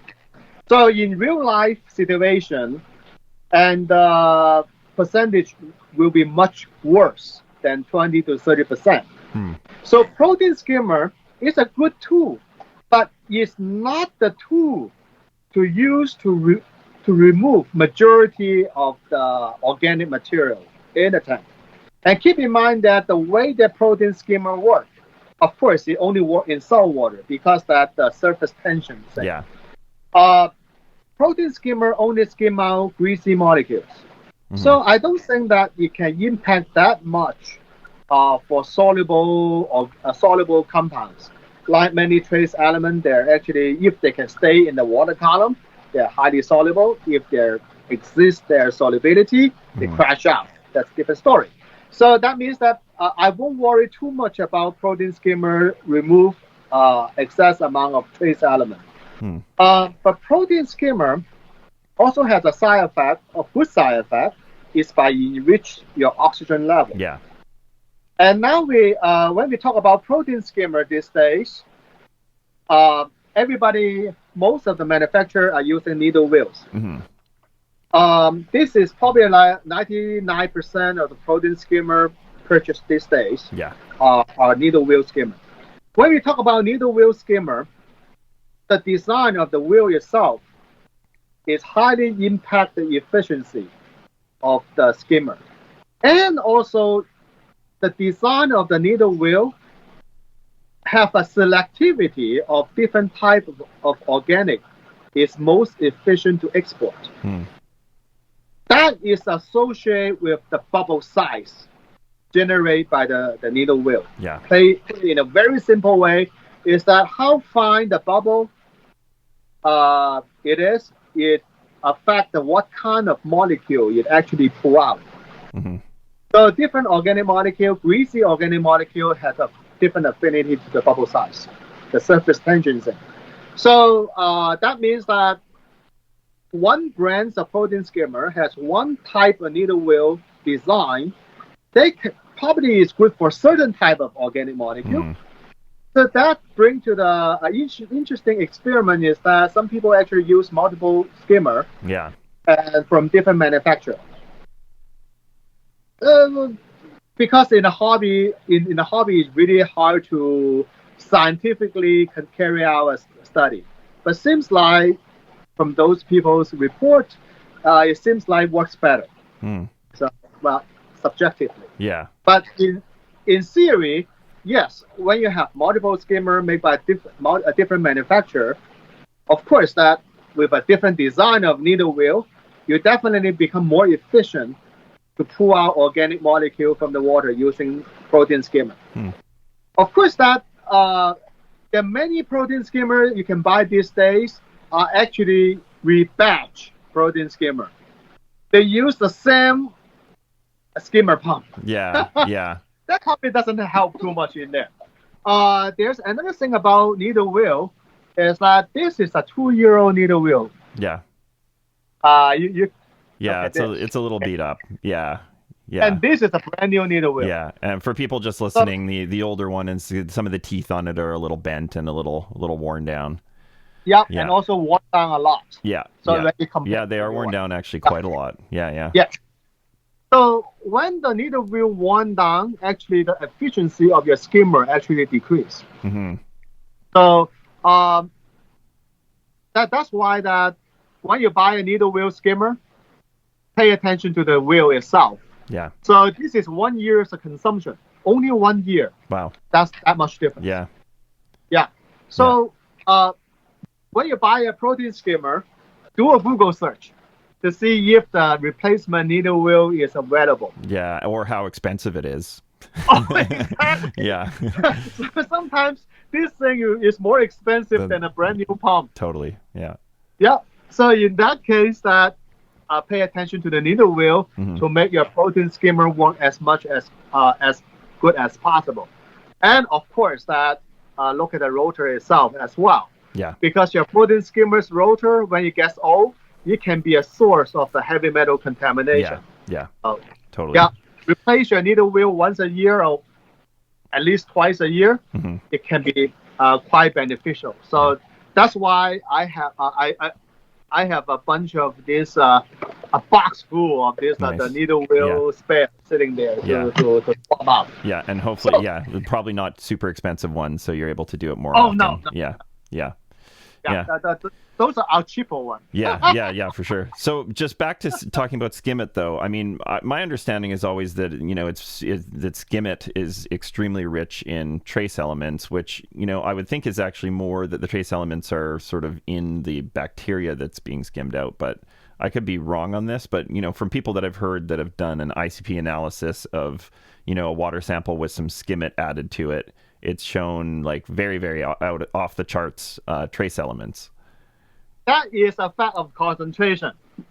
Okay. Yeah. So remember one time that they were talking about the reborn calcium reactor media has phosphate in it? Of course, that because those are solids. So when you melt the solid down, you definitely has a lot of phosphate in it. Yeah. So think about the dilution factor. Your skimmer actually is a concentrator. So whatever that your skim made is highly concentrated. So the proper way to test how much trace element being extracted by your protein skimmer is you have to dilute that skim made proportional to your tank size. Okay, so and then you test it. Yeah, so the salinity of your Skimmit is probably crazy high. Oh, crazy high. Yeah. Half solid. Yeah. So it's highly concentrated. So that's why that it might seem to pull out quite a bit. But in reality, no, it's not. Yeah. Okay.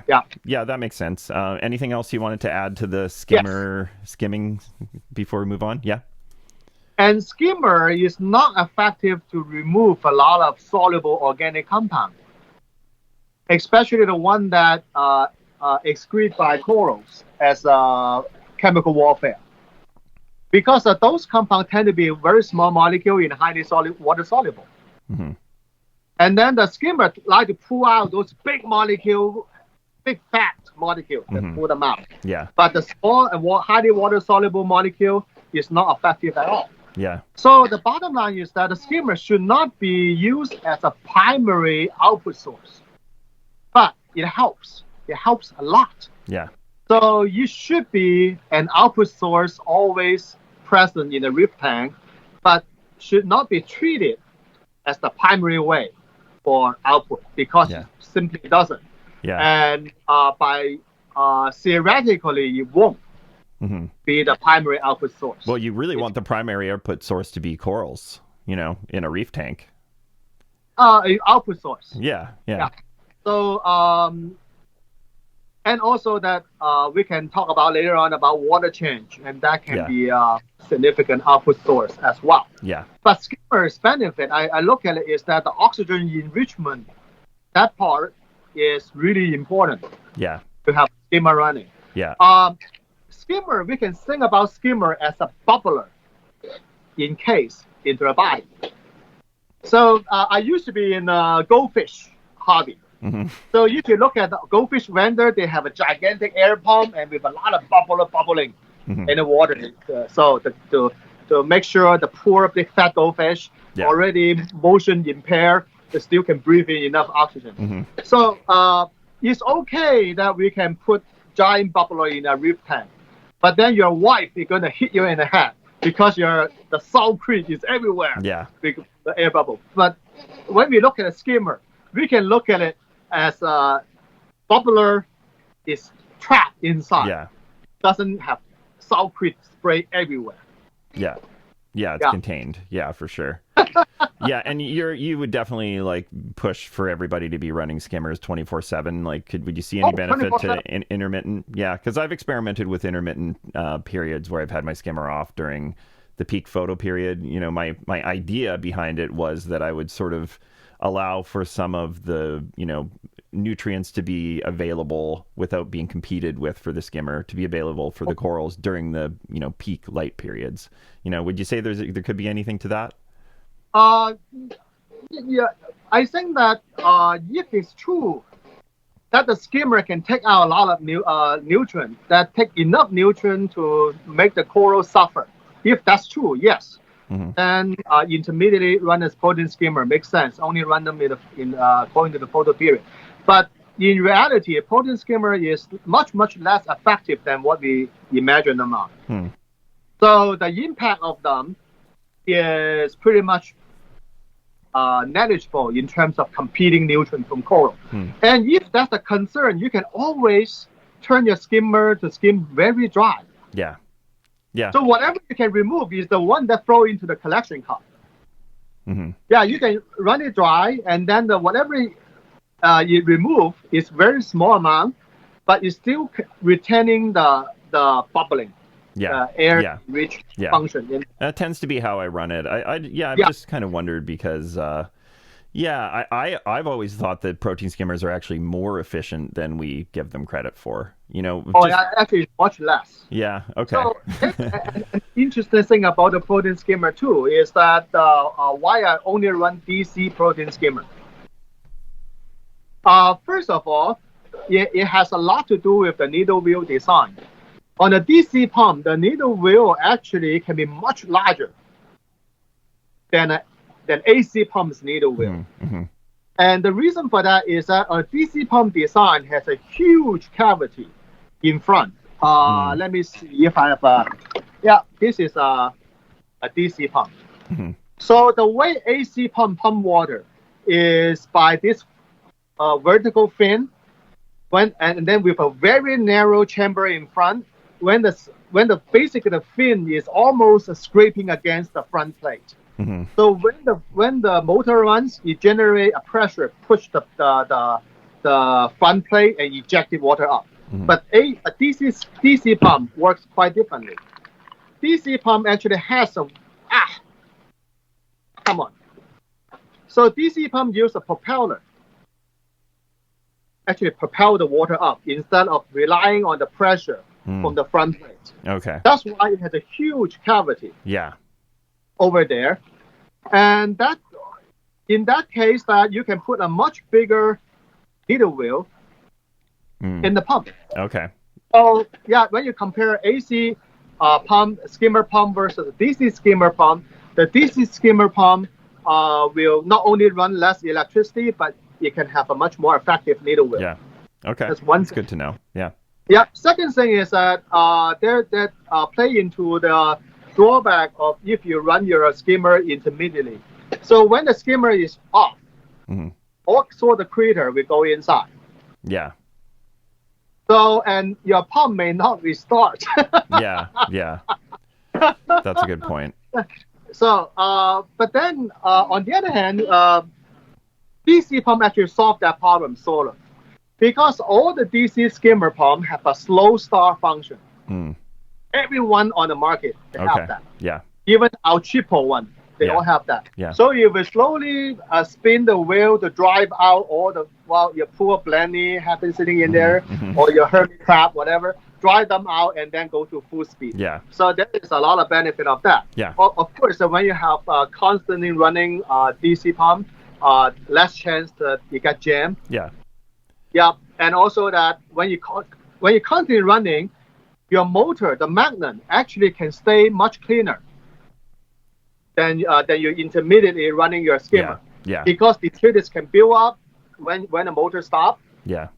Things can flow in there and jam it and scratch your motor. Yeah. This is basically a piece of trash right now. I won't even put it back into the pump. Okay. Yeah. All right. Well, that's a lot of good info about skimming. Definitely a couple. And also the price is nothing to do with the performance. Yeah. Yeah. Absolutely not related. Yeah. I mean, really, it's just a chamber with bubbles, that have to rise into a cup, and no matter how much money you spend, it's still a fairly simple, physical, very simple physical thing that's happening. Yeah. Okay. Yep. Yeah. All right. Moving down the list here, I got activated carbon and GFO and the effect on trace elements and other elements. I talked about GFO and carbon a bit when I had Christoph from Oceamo on, but yeah, maybe you can weigh in on this a little bit. Okay. Let's talk about GFO first. Yeah. GFO actually have a huge impact of trace element. For example, according to the Department of Transportation, United States, GFO is used to remove contaminant for heavy metal contamination from ice melt. Yeah. Yeah. Yeah, GFO actually, think about it, it's ultra, just like activated carbon, despite the composition is different. So the GFO is really, really fine powder, has a tons of surface area. And GFO as iron oxide also has high affinity to other metals. So now this question is two questions. Question number one, how good is your GFO? Because the purifying GFO to get it very pure without heavy metal contamination is an expensive process.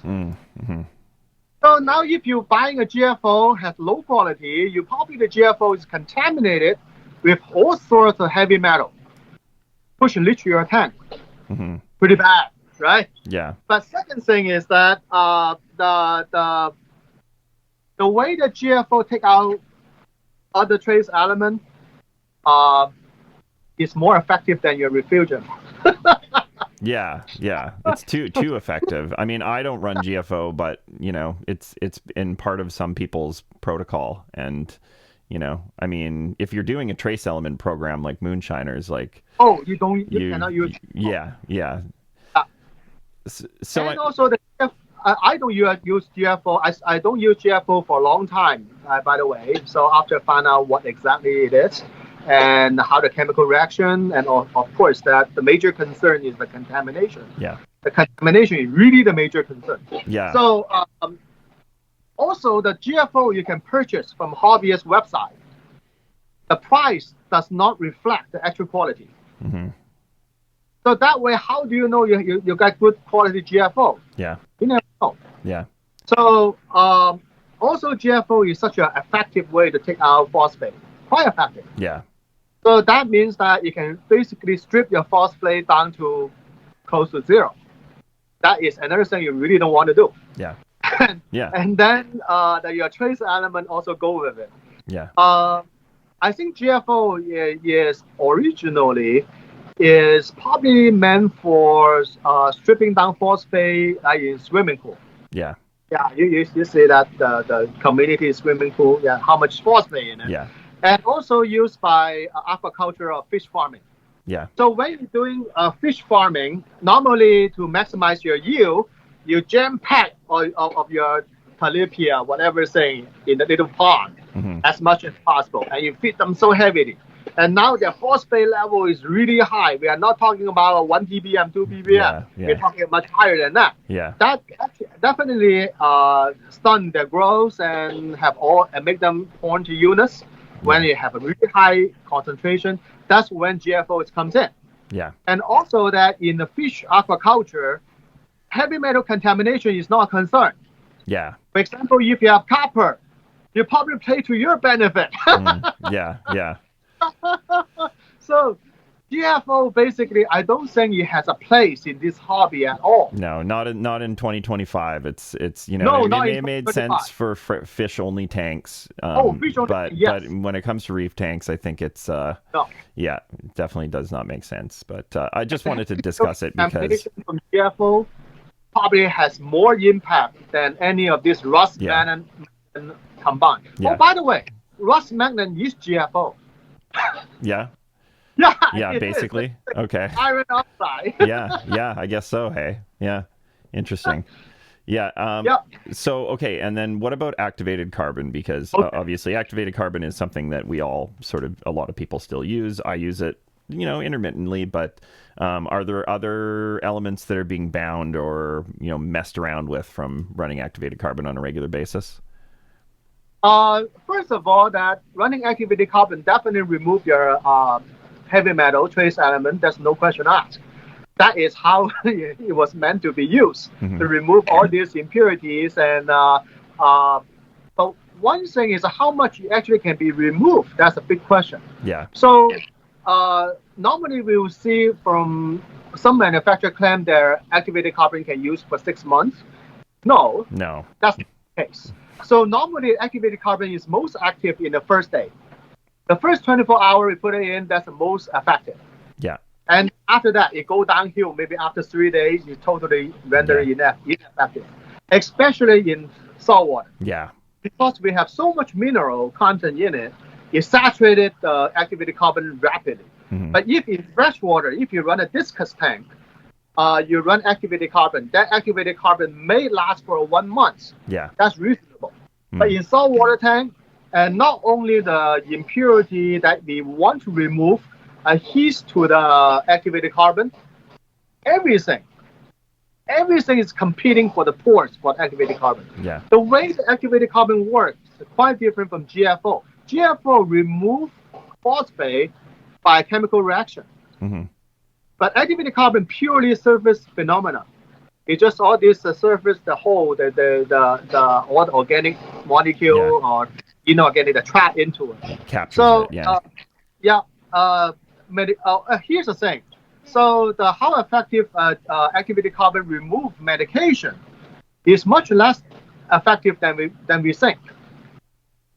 So for example, your Cipro molecule in your fish tank, probably they're competing with tons of other molecules in a tank for your GFO surface. So it's not really that effective by removing. Yeah. Oh, I think you cut out here. Moved by activated carbon. Yeah. Sorry, I just had a little cut out there, but I think we're back. Yeah, you cut out for a second, but I think it's okay. Yeah, I'll do a little edit here. It's all good. Okay. Yeah. Yeah. So GFO is the activated carbon is effective to remove small molecule, especially soluble one,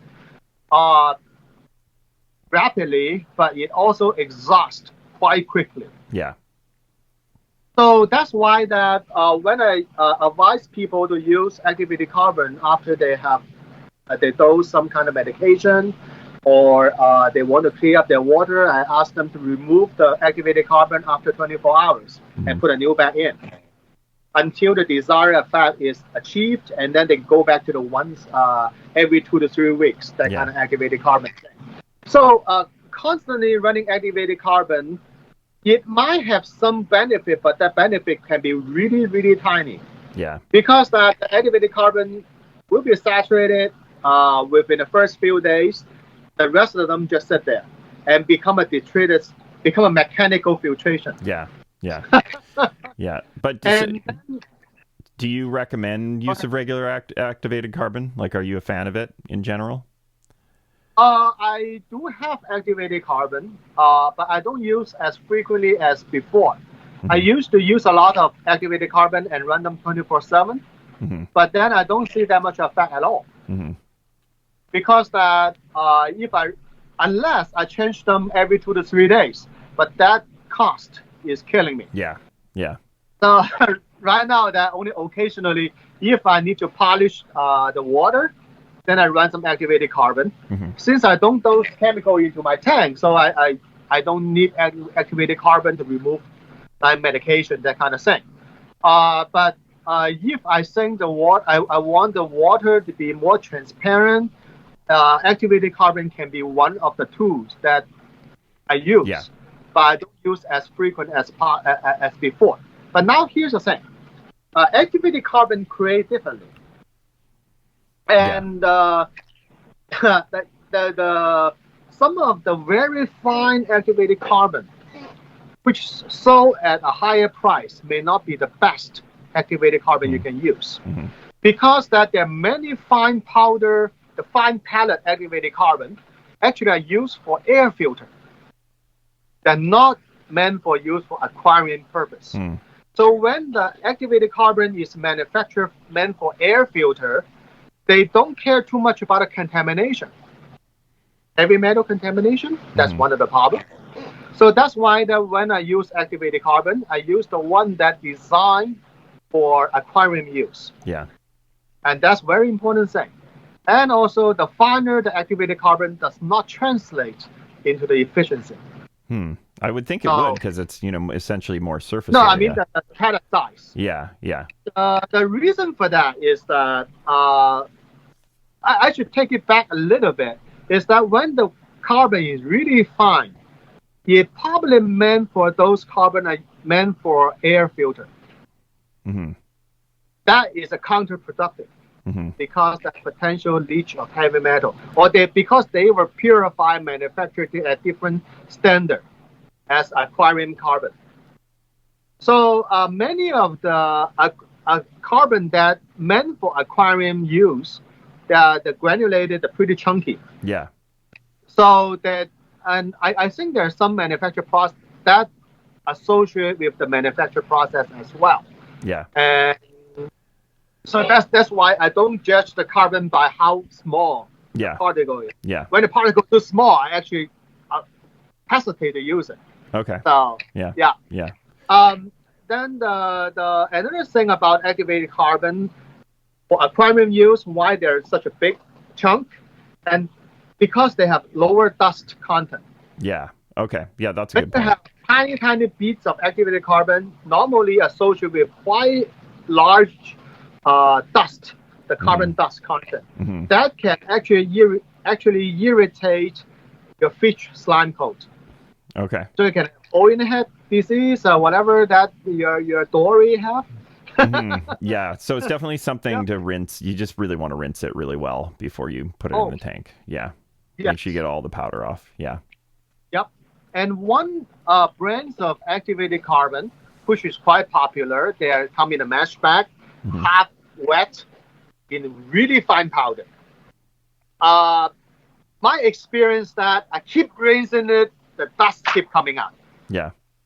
Yep. Just seems like it never. And then when I use my favorite activated carbon, actually, but not sponsored, actually is the AquaClear's activated carbon. And for the AquaClear filter, they already in the bag. and those rinse clean quickly. Okay. And they're chunky. Yeah. They're meant for aquarium use. Yeah. And right now they're under the Frugal brand, and so they're pretty reliable. I like those carbon. Yeah. Yeah. Yeah, easy to get to, probably at any, fish store, freshwater store or whatever. Oh, even the major, major department store type. Yeah. Yes. Yeah. Okay. Anything else to say about activated carbon? If you want to use them effectively, change them every 3 days. Yeah. If you really want to. Expensive. Yeah, I liked your trick where you talked about, bleeding the skimmer for a water change to get water clarity. I think that's maybe something I'm going to get onto, compared to running activated carbon. Because if the activated carbon's messing with my trace elements and other things, then, it's probably not necessarily always the thing I want to use. Because you can get deactivated so rapidly. Mm-hmm. So I don't think it will impact the trace element that much. Yeah. Because keep in mind that all the trace elements that are available to the coral or bacteria or whatever have to be in the water column. Mm-hmm. And they are in such a low concentration, they disperse through hundreds of gallons of water. Yeah, that's true. So the way that you get filtered out by activated carbon, probably not. I guess it depends on how you run the activated carbon. If it's in a reactor, what's the turnover, all that stuff. There's factors, but yeah. Yes. Okay, I'll jump to another thing here, and we're getting pretty close. So one thing, this should be just a smaller thing, but ceramics and contaminants from some of these artificial bio bricks and products like that. Ceramics from maybe an artificial structure or frag plugs. How much is this a problem, and what are some of the sort of contaminants from these? Normally what we see from ceramic product is the contamination of aluminum. Yeah. Because the ceramic, most of the ceramic that in this hobby is aluminum oxide. So there will be some leaching of aluminum. But here's a funny thing. In the ocean, depends on the area, the aluminum content can be quite high. Yeah. I haven't yet to find any side effect about how aluminum actually affecting coral health.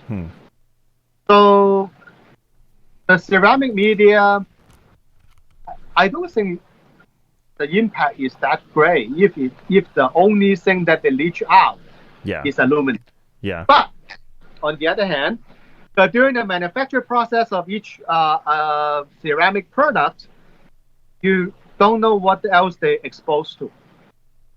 Because that during the ceramic manufacture process, and they're really porous, that what we get, especially filter media. So being porous, that means that they also can absorb many environmental impurity in it. Mm-hmm. So your bio brick or whatever ceramic media meant for filtration. Yeah. So you don't know what they're exposed to during manufacture process. You do not know what they're exposed to during packaging, transportation, and all that process. So think about it. I hesitate to put a ceramic media in my reef tank. Yeah. Because ceramic is such a porous, those media, porous media, I just don't know what they actually carrying. Yeah. And since we have live rocks, well, how much benefit a ceramic media provide is questionable, because the ceramic media has one biggest drawback is all the pore will fill up with detritus quickly. Mm-hmm. Once that happens, if the water does not pass through all these ceramic bricks, then their surface area is not exposed to the water and they doesn't do their job. Yeah. If they only pass through the surface and when the internal all plugged up by all the gunk, then this piece of thing basically useless. Yeah. Yeah. Another thing is that since in the ecosystem in the saltwater, well, your sponge, all that kind of thing can grow inside and plug the hole. So every time I went to somebody's house and pull up a ceramic media, basically it's all plugged. Yeah. How people take the ceramic media out, slowly clean it every week. Yeah, nobody does that. Yeah. No. Yeah, Yeah. so those BioBrick type products, like I just think, maybe they're good for, I don't know, that might be a good way to, transfer bacteria from another system as a starter. But I mean, generally, like for the price, you're better to just get live rock from a person's tank to start a tank off, probably. Actually, for price, I will go to Home Depot, get a bunch of clay pots, Yeah. smash them up, and put them in water and boil them. Hmm. Clean them, and put this smashed clay pot into the tank. So many people who breed clownfish, they use this flower pot, the clay flower Terracotta pot, yeah. A terracotta pot, and those things are as good as ceramic media. Especially, if you worry about all the contamination from the garden center, so God knows what your ceramic media in the bath you pay dear money for exposed to. Yeah. Right? So your clay pot actually has more advantage than your ceramic media because your clay pot has a lot of surface area, lots of holes on the clay, but it does not get plugged up easily by all the detritus. Yeah. And another problem about ceramic media is when those media is all plugged up inside, it creates an oxygen poor environment. Yeah. Under those environments, the bacteria live in those environments actually use sulfate in the water as the oxygen source. And byproduct is hydrogen sulfide. And that will lower your pH. The hydrogen sulfide is highly toxic even in a very tiny amount. Yeah. So how do you imagine this? You grab your ceramic block that marinated in there for a month. Yeah. And you shake it a little bit, and now your hydrogen sulfide get released because of the oxygen poor zone. That also, and those poor bacteria that used to live in this oxygen poor environment, now boom, exposed to oxygen-rich water. Yeah. Yeah. Now the ion, your hydrogen sulfide comes out. So I think that the better alternative is go to Home Depot or go to your home improvement store and buy a bunch of clay pot and smash them. Yeah. Okay. That's a cheap way to do it. But I mean, yeah, like you say, boiling or soaking or, kind of prepping them is probably key just in case, you are introducing anything from the ceramics. Yeah. Yeah. And like I had problems with high vanadium for quite a while, and I kind of tracked it down to being in my Frag plugs that I was using, which these are the black dyed Frag plugs. And I don't know if this was in the ceramic part of them or in the dye potentially, but I switched to another brand and the levels have dropped since. So it seems to have solved it. I don't think high vanadium seems to really be a toxic element in particular, but... Probably not. Yeah. We actually remember that major salt manufacturers, they actually add vanadium in their salt mix. Yeah. So regardless that your coral utilized or not, that's part of the salt mix in Eastern Ocean. But here's the interesting thing that I remember that Claude from Fauna Marine, he mentioned something like that the sample from US actually has higher vanadium content than the sample from Europe. Yeah. So I think that probably that the vanadium content in U.S. salt may be higher. That's just hypothesis because I know that Eastern Ocean like reef crystal, which is pretty popular in U.S., has vanadium in it. Yeah. Yeah. So maybe some other salt does not have vanadium in it because that vanadium really not that essential for a lot of coral. Yeah. And how many people keep Trinity in their tank? Probably none. Yeah. Yeah. Yeah, but it doesn't seem to have any, like, at least at the levels I had it at, it was out of the range of the recommended range, but it wasn't, I don't think it was leading to any issues, but it's just something I tried to eliminate just to see if, the system improved afterwards. It's possible that actually a vanadium present in the black paint that the paint the black box. It's possible. I don't think it's associated with the ceramic. Yeah, it could be in the dye. Yeah, it's a dye. Yeah, and totally. Also that there really no reason. Personally, I don't use any color Frag plugs. Yeah. Yeah, there's no reason to introduce another variable. Yeah. Because the dye, actually, the color dye has a lot of metal in it. That's why it shows the color. Yeah. So that can potentially have an impact. And since nobody studied this kind of thing to find out what kind of dye containing exactly what and what kind of side effect it causes to coral. Yeah. So why not just use a regular plug and then your coral and algae will grow on it and look pretty natural. Yeah, they look good eventually anyways. So yeah. Okay. Well, there are things to consider, and I think you make a good point about biobricks, and once they start to get clogged, and then if you mess with them, what was it, the hydrogen sulfate or hydrogen sulfide? Yeah. So that I've heard people messing around with their biobricks and then seeing big problems happen in their tanks. Oh yeah. Yeah. So yeah. Especially the biobrick was marinated for years, sitting there, and once you clean it and put it back. Yeah. And that's where the problem happened. Yeah. Actually, this is very similar to deep sand bed. Mm-hmm. So deep sand bed has the same issue with the hydrogen sulfide accumulation at the bottom. Yeah. So that is because the bacteria is using the sulfate. Sulfate actually is one of the very larger, a major chemical in the salt water. Mm-hmm. So sulfate basically has 4 oxygen in it, in that molecule. So in the oxygen-rich area, the bacteria just use the oxygen in the water. Yeah. In an oxygen-poor area, the bacteria actually use the sulfate, oxygen from the sulfate molecule, as the oxygen source.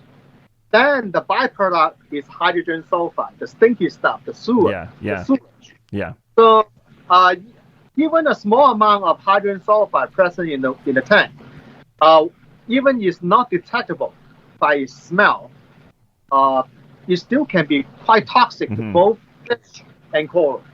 Yeah. That happens when people stir up the deep sand bed, which the sand bed has marinated for years. They stir it up and cause some of the old tank syndrome. Yeah. That can be one of the contributors. Totally. Yeah. Definitely good stuff to consider. And I would say those biobricks, probably don't spend money on them. Not a great idea. Yeah, I don't think necessary to begin with. No. Yeah, totally. Yeah. And also the beneficial bacteria that they're coating the surface. And we have tons of surface, including the glass of our tank. Yeah. You don't lack of surface in there, seriously. Yeah. Well, and also, we don't need that much to be effectively eliminate ammonia from the water column. Those bacteria works quite effectively. Yeah. So go ahead. And I was just going to say, it's funny because this is a segue to the last thing on my list here, which is talking about live rock, surface area in general.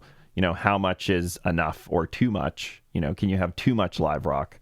Where's finding that ideal balance? Because, the more surface area you have, the more nitrifying bacteria essentially is on those surfaces. So, can you have too much and to a point where maybe it starts competing with the corals for, some of those bioavailable nutrients? That's a good question. Very good question about how much denitrification bacteria we need.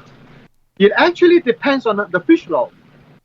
So those bacterial culture, they fluctuate. They can expand, contract, and then more or less depends on the ammonia availability in the water column. Yeah. So you have more fish load. Basic thing about this way is that the denitrification bacteria is to support the fish instead of supporting the coral. Yeah. Because they are the competitor of coral. Yeah. So, and also it's a dynamic situation. The population of it is not constant. They adjust themselves according to the fish load, the availability of ammonia. And that also, another interesting fact is that they're highly effective and also they reproduce rapidly. But that means that the amount of live rock we have may not be as much as we think we need. Think about it. If you look at the hobby, back like 15 years ago, you can see many reef tanks have a rock wall. Yeah. A lot of rock and the rock in a sump. And they even have a remote filtration rock tank. Yeah. Yeah, it was thought the more the merrier back then. Yeah. Yeah. But then these days, we see more reef tank. They're more artistically designed, has more open area, has much less live rock. And both are successful. Yeah. Then we can think about it. Since both are successful, that means that we may not need as much live rock as like those guidance said, 1 gallon a pound, that kind of thing. First of all, 1 gallon a pound is totally ridiculous kind of measurement.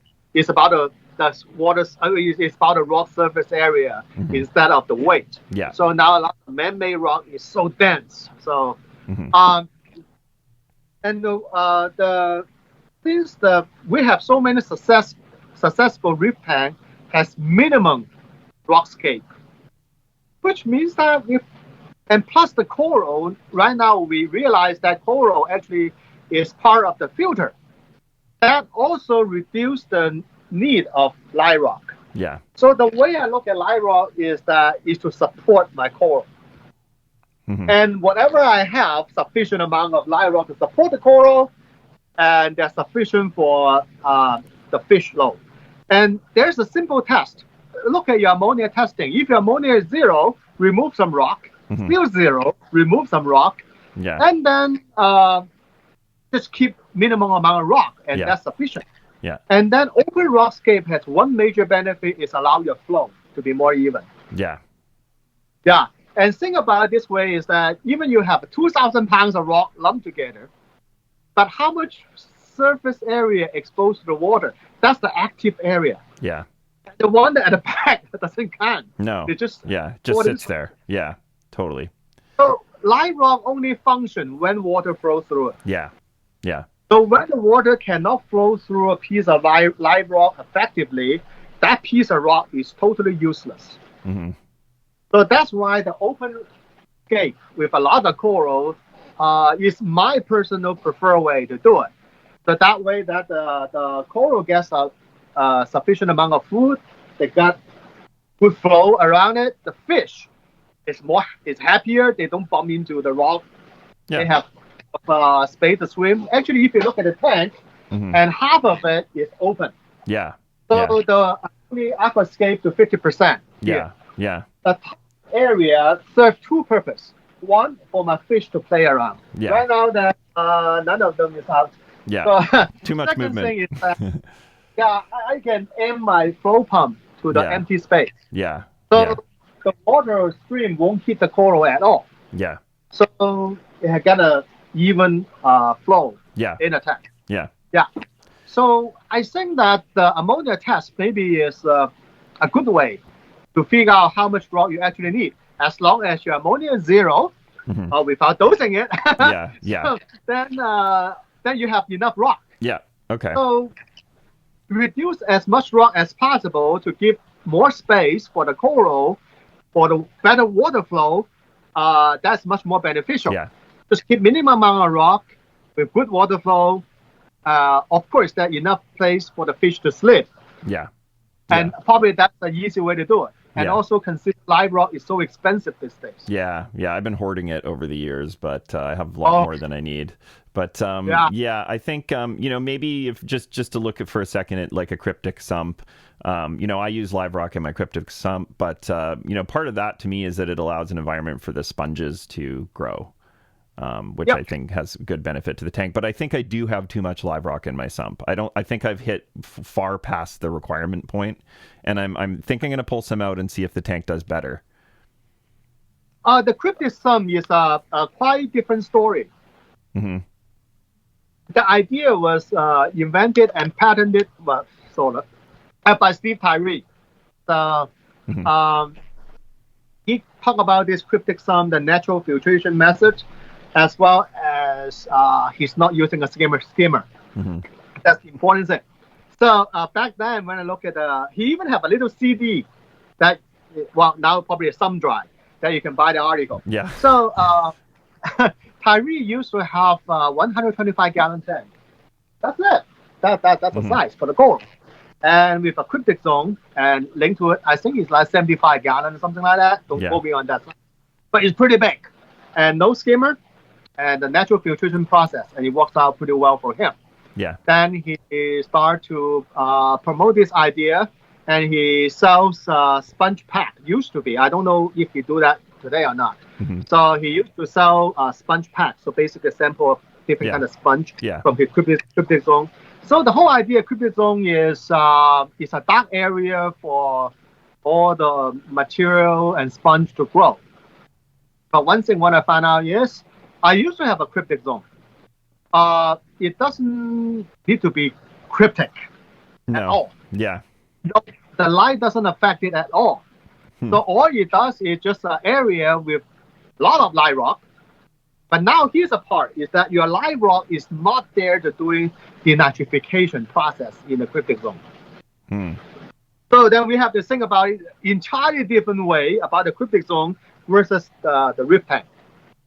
And a cryptic zone, you actually want more light rock. The reason for that is that you don't you want a lot of area that is shaded at the bottom, lots of holes, and I'm not talking about the holes in the light rock, but it's the rockscape. Holes between the rock structure, and also slow down the water movement as well. So on an ideal cryptic zone, you probably want to pack them as much rock as possible with slow, but there definitely water should go through it, but not in a very powerful way. Yeah. But you do need to make sure that the water flow gently. So if you can use a gyre, actually that's a pretty good one. Yeah. Because gyre can blow on the water surface. Yeah. So that the air exchange happen quite effectively. Yeah. And hit the wall and roll down, and then you sweep the bottom. Yeah. Oh, you want to create environment for sponge to grow. Yeah, and they don't need high flow. Light, the ambient light doesn't do much to the sponge. Yeah. So you do not have to paint it black or hide it. No, it doesn't. All you need is a big glass tank. Yeah. Loaded with light rock and sponge and whatever thing the bacteria just toss in it, and have a steady but slow and effectively flow inside this cryptic zone. So because the sponge are pretty fragile, you don't want to have them come up and jam to your pump. Yeah. Because a lot of the sponge that in cryptic zone, like one of my some, which has this white, fragile, long fingering sponge in. Yeah, I know those kinds. Those things that if you put a high flow, they will come off the rock or break open and jam on your pump, especially go to your return pump. So you don't want to do that. So that's why a slow, gentle flow is needed in the cryptic zone. And then with a lot of rocks stacked together, that creating all this shaded area doesn't have to be dark. So for this organism to grow, mostly sponge. Yeah.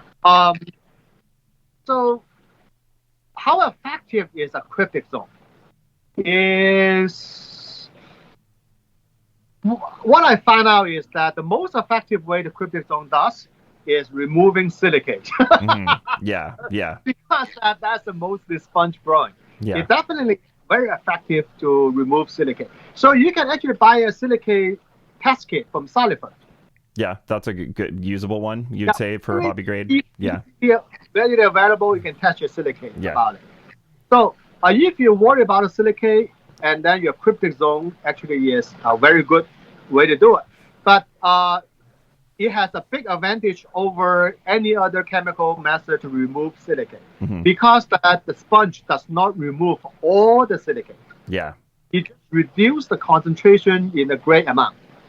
But there's a sufficient amount of other silicate available for the other critter to use. Yeah. So think about it's a really gentle filtration method for your silicate. Yeah. And with that said, cryptic zone has one big advantage is that you probably have less dino and cyano outbreak.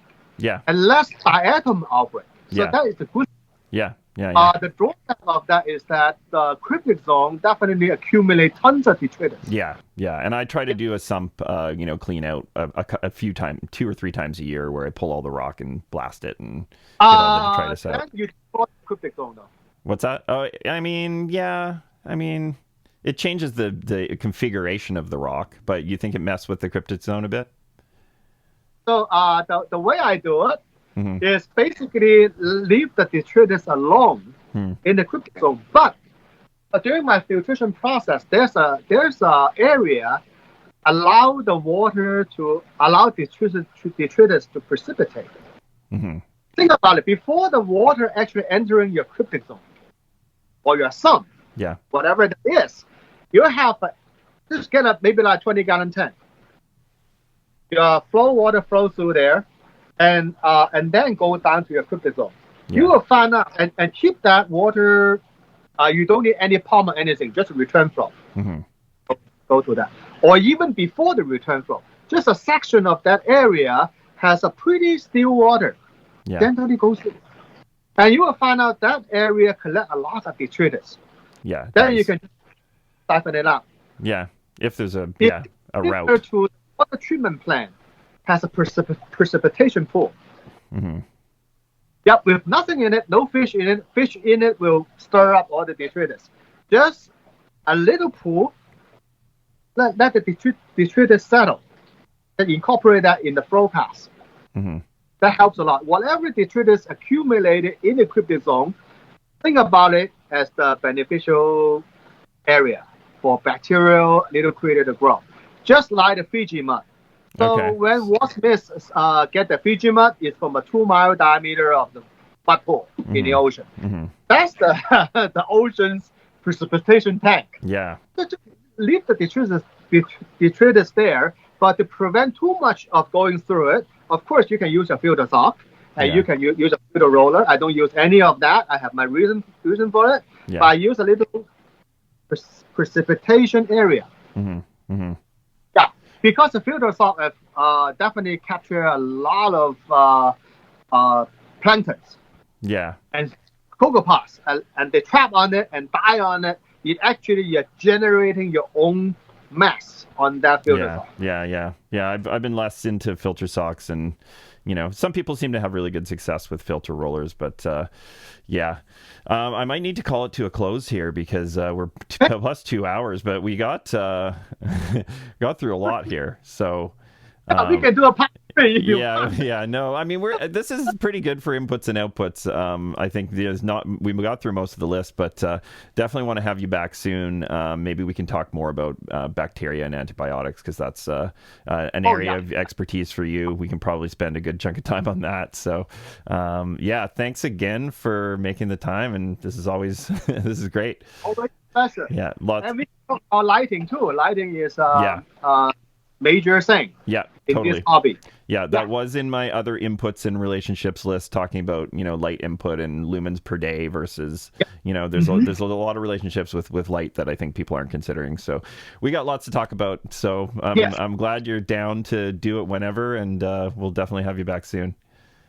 Yep. Yeah. Looking forward to it. Okay, sounds good. Well, we'll check in soon. Thanks again. Have a good day. Okay, bye. Thanks for joining us for another episode of Beyond the Reef with Dong Zhao from AcroGarden. You can check out his website at acrogarden.com. I'm sure he'd love to hear from you if you have a question or anything to discuss from this episode.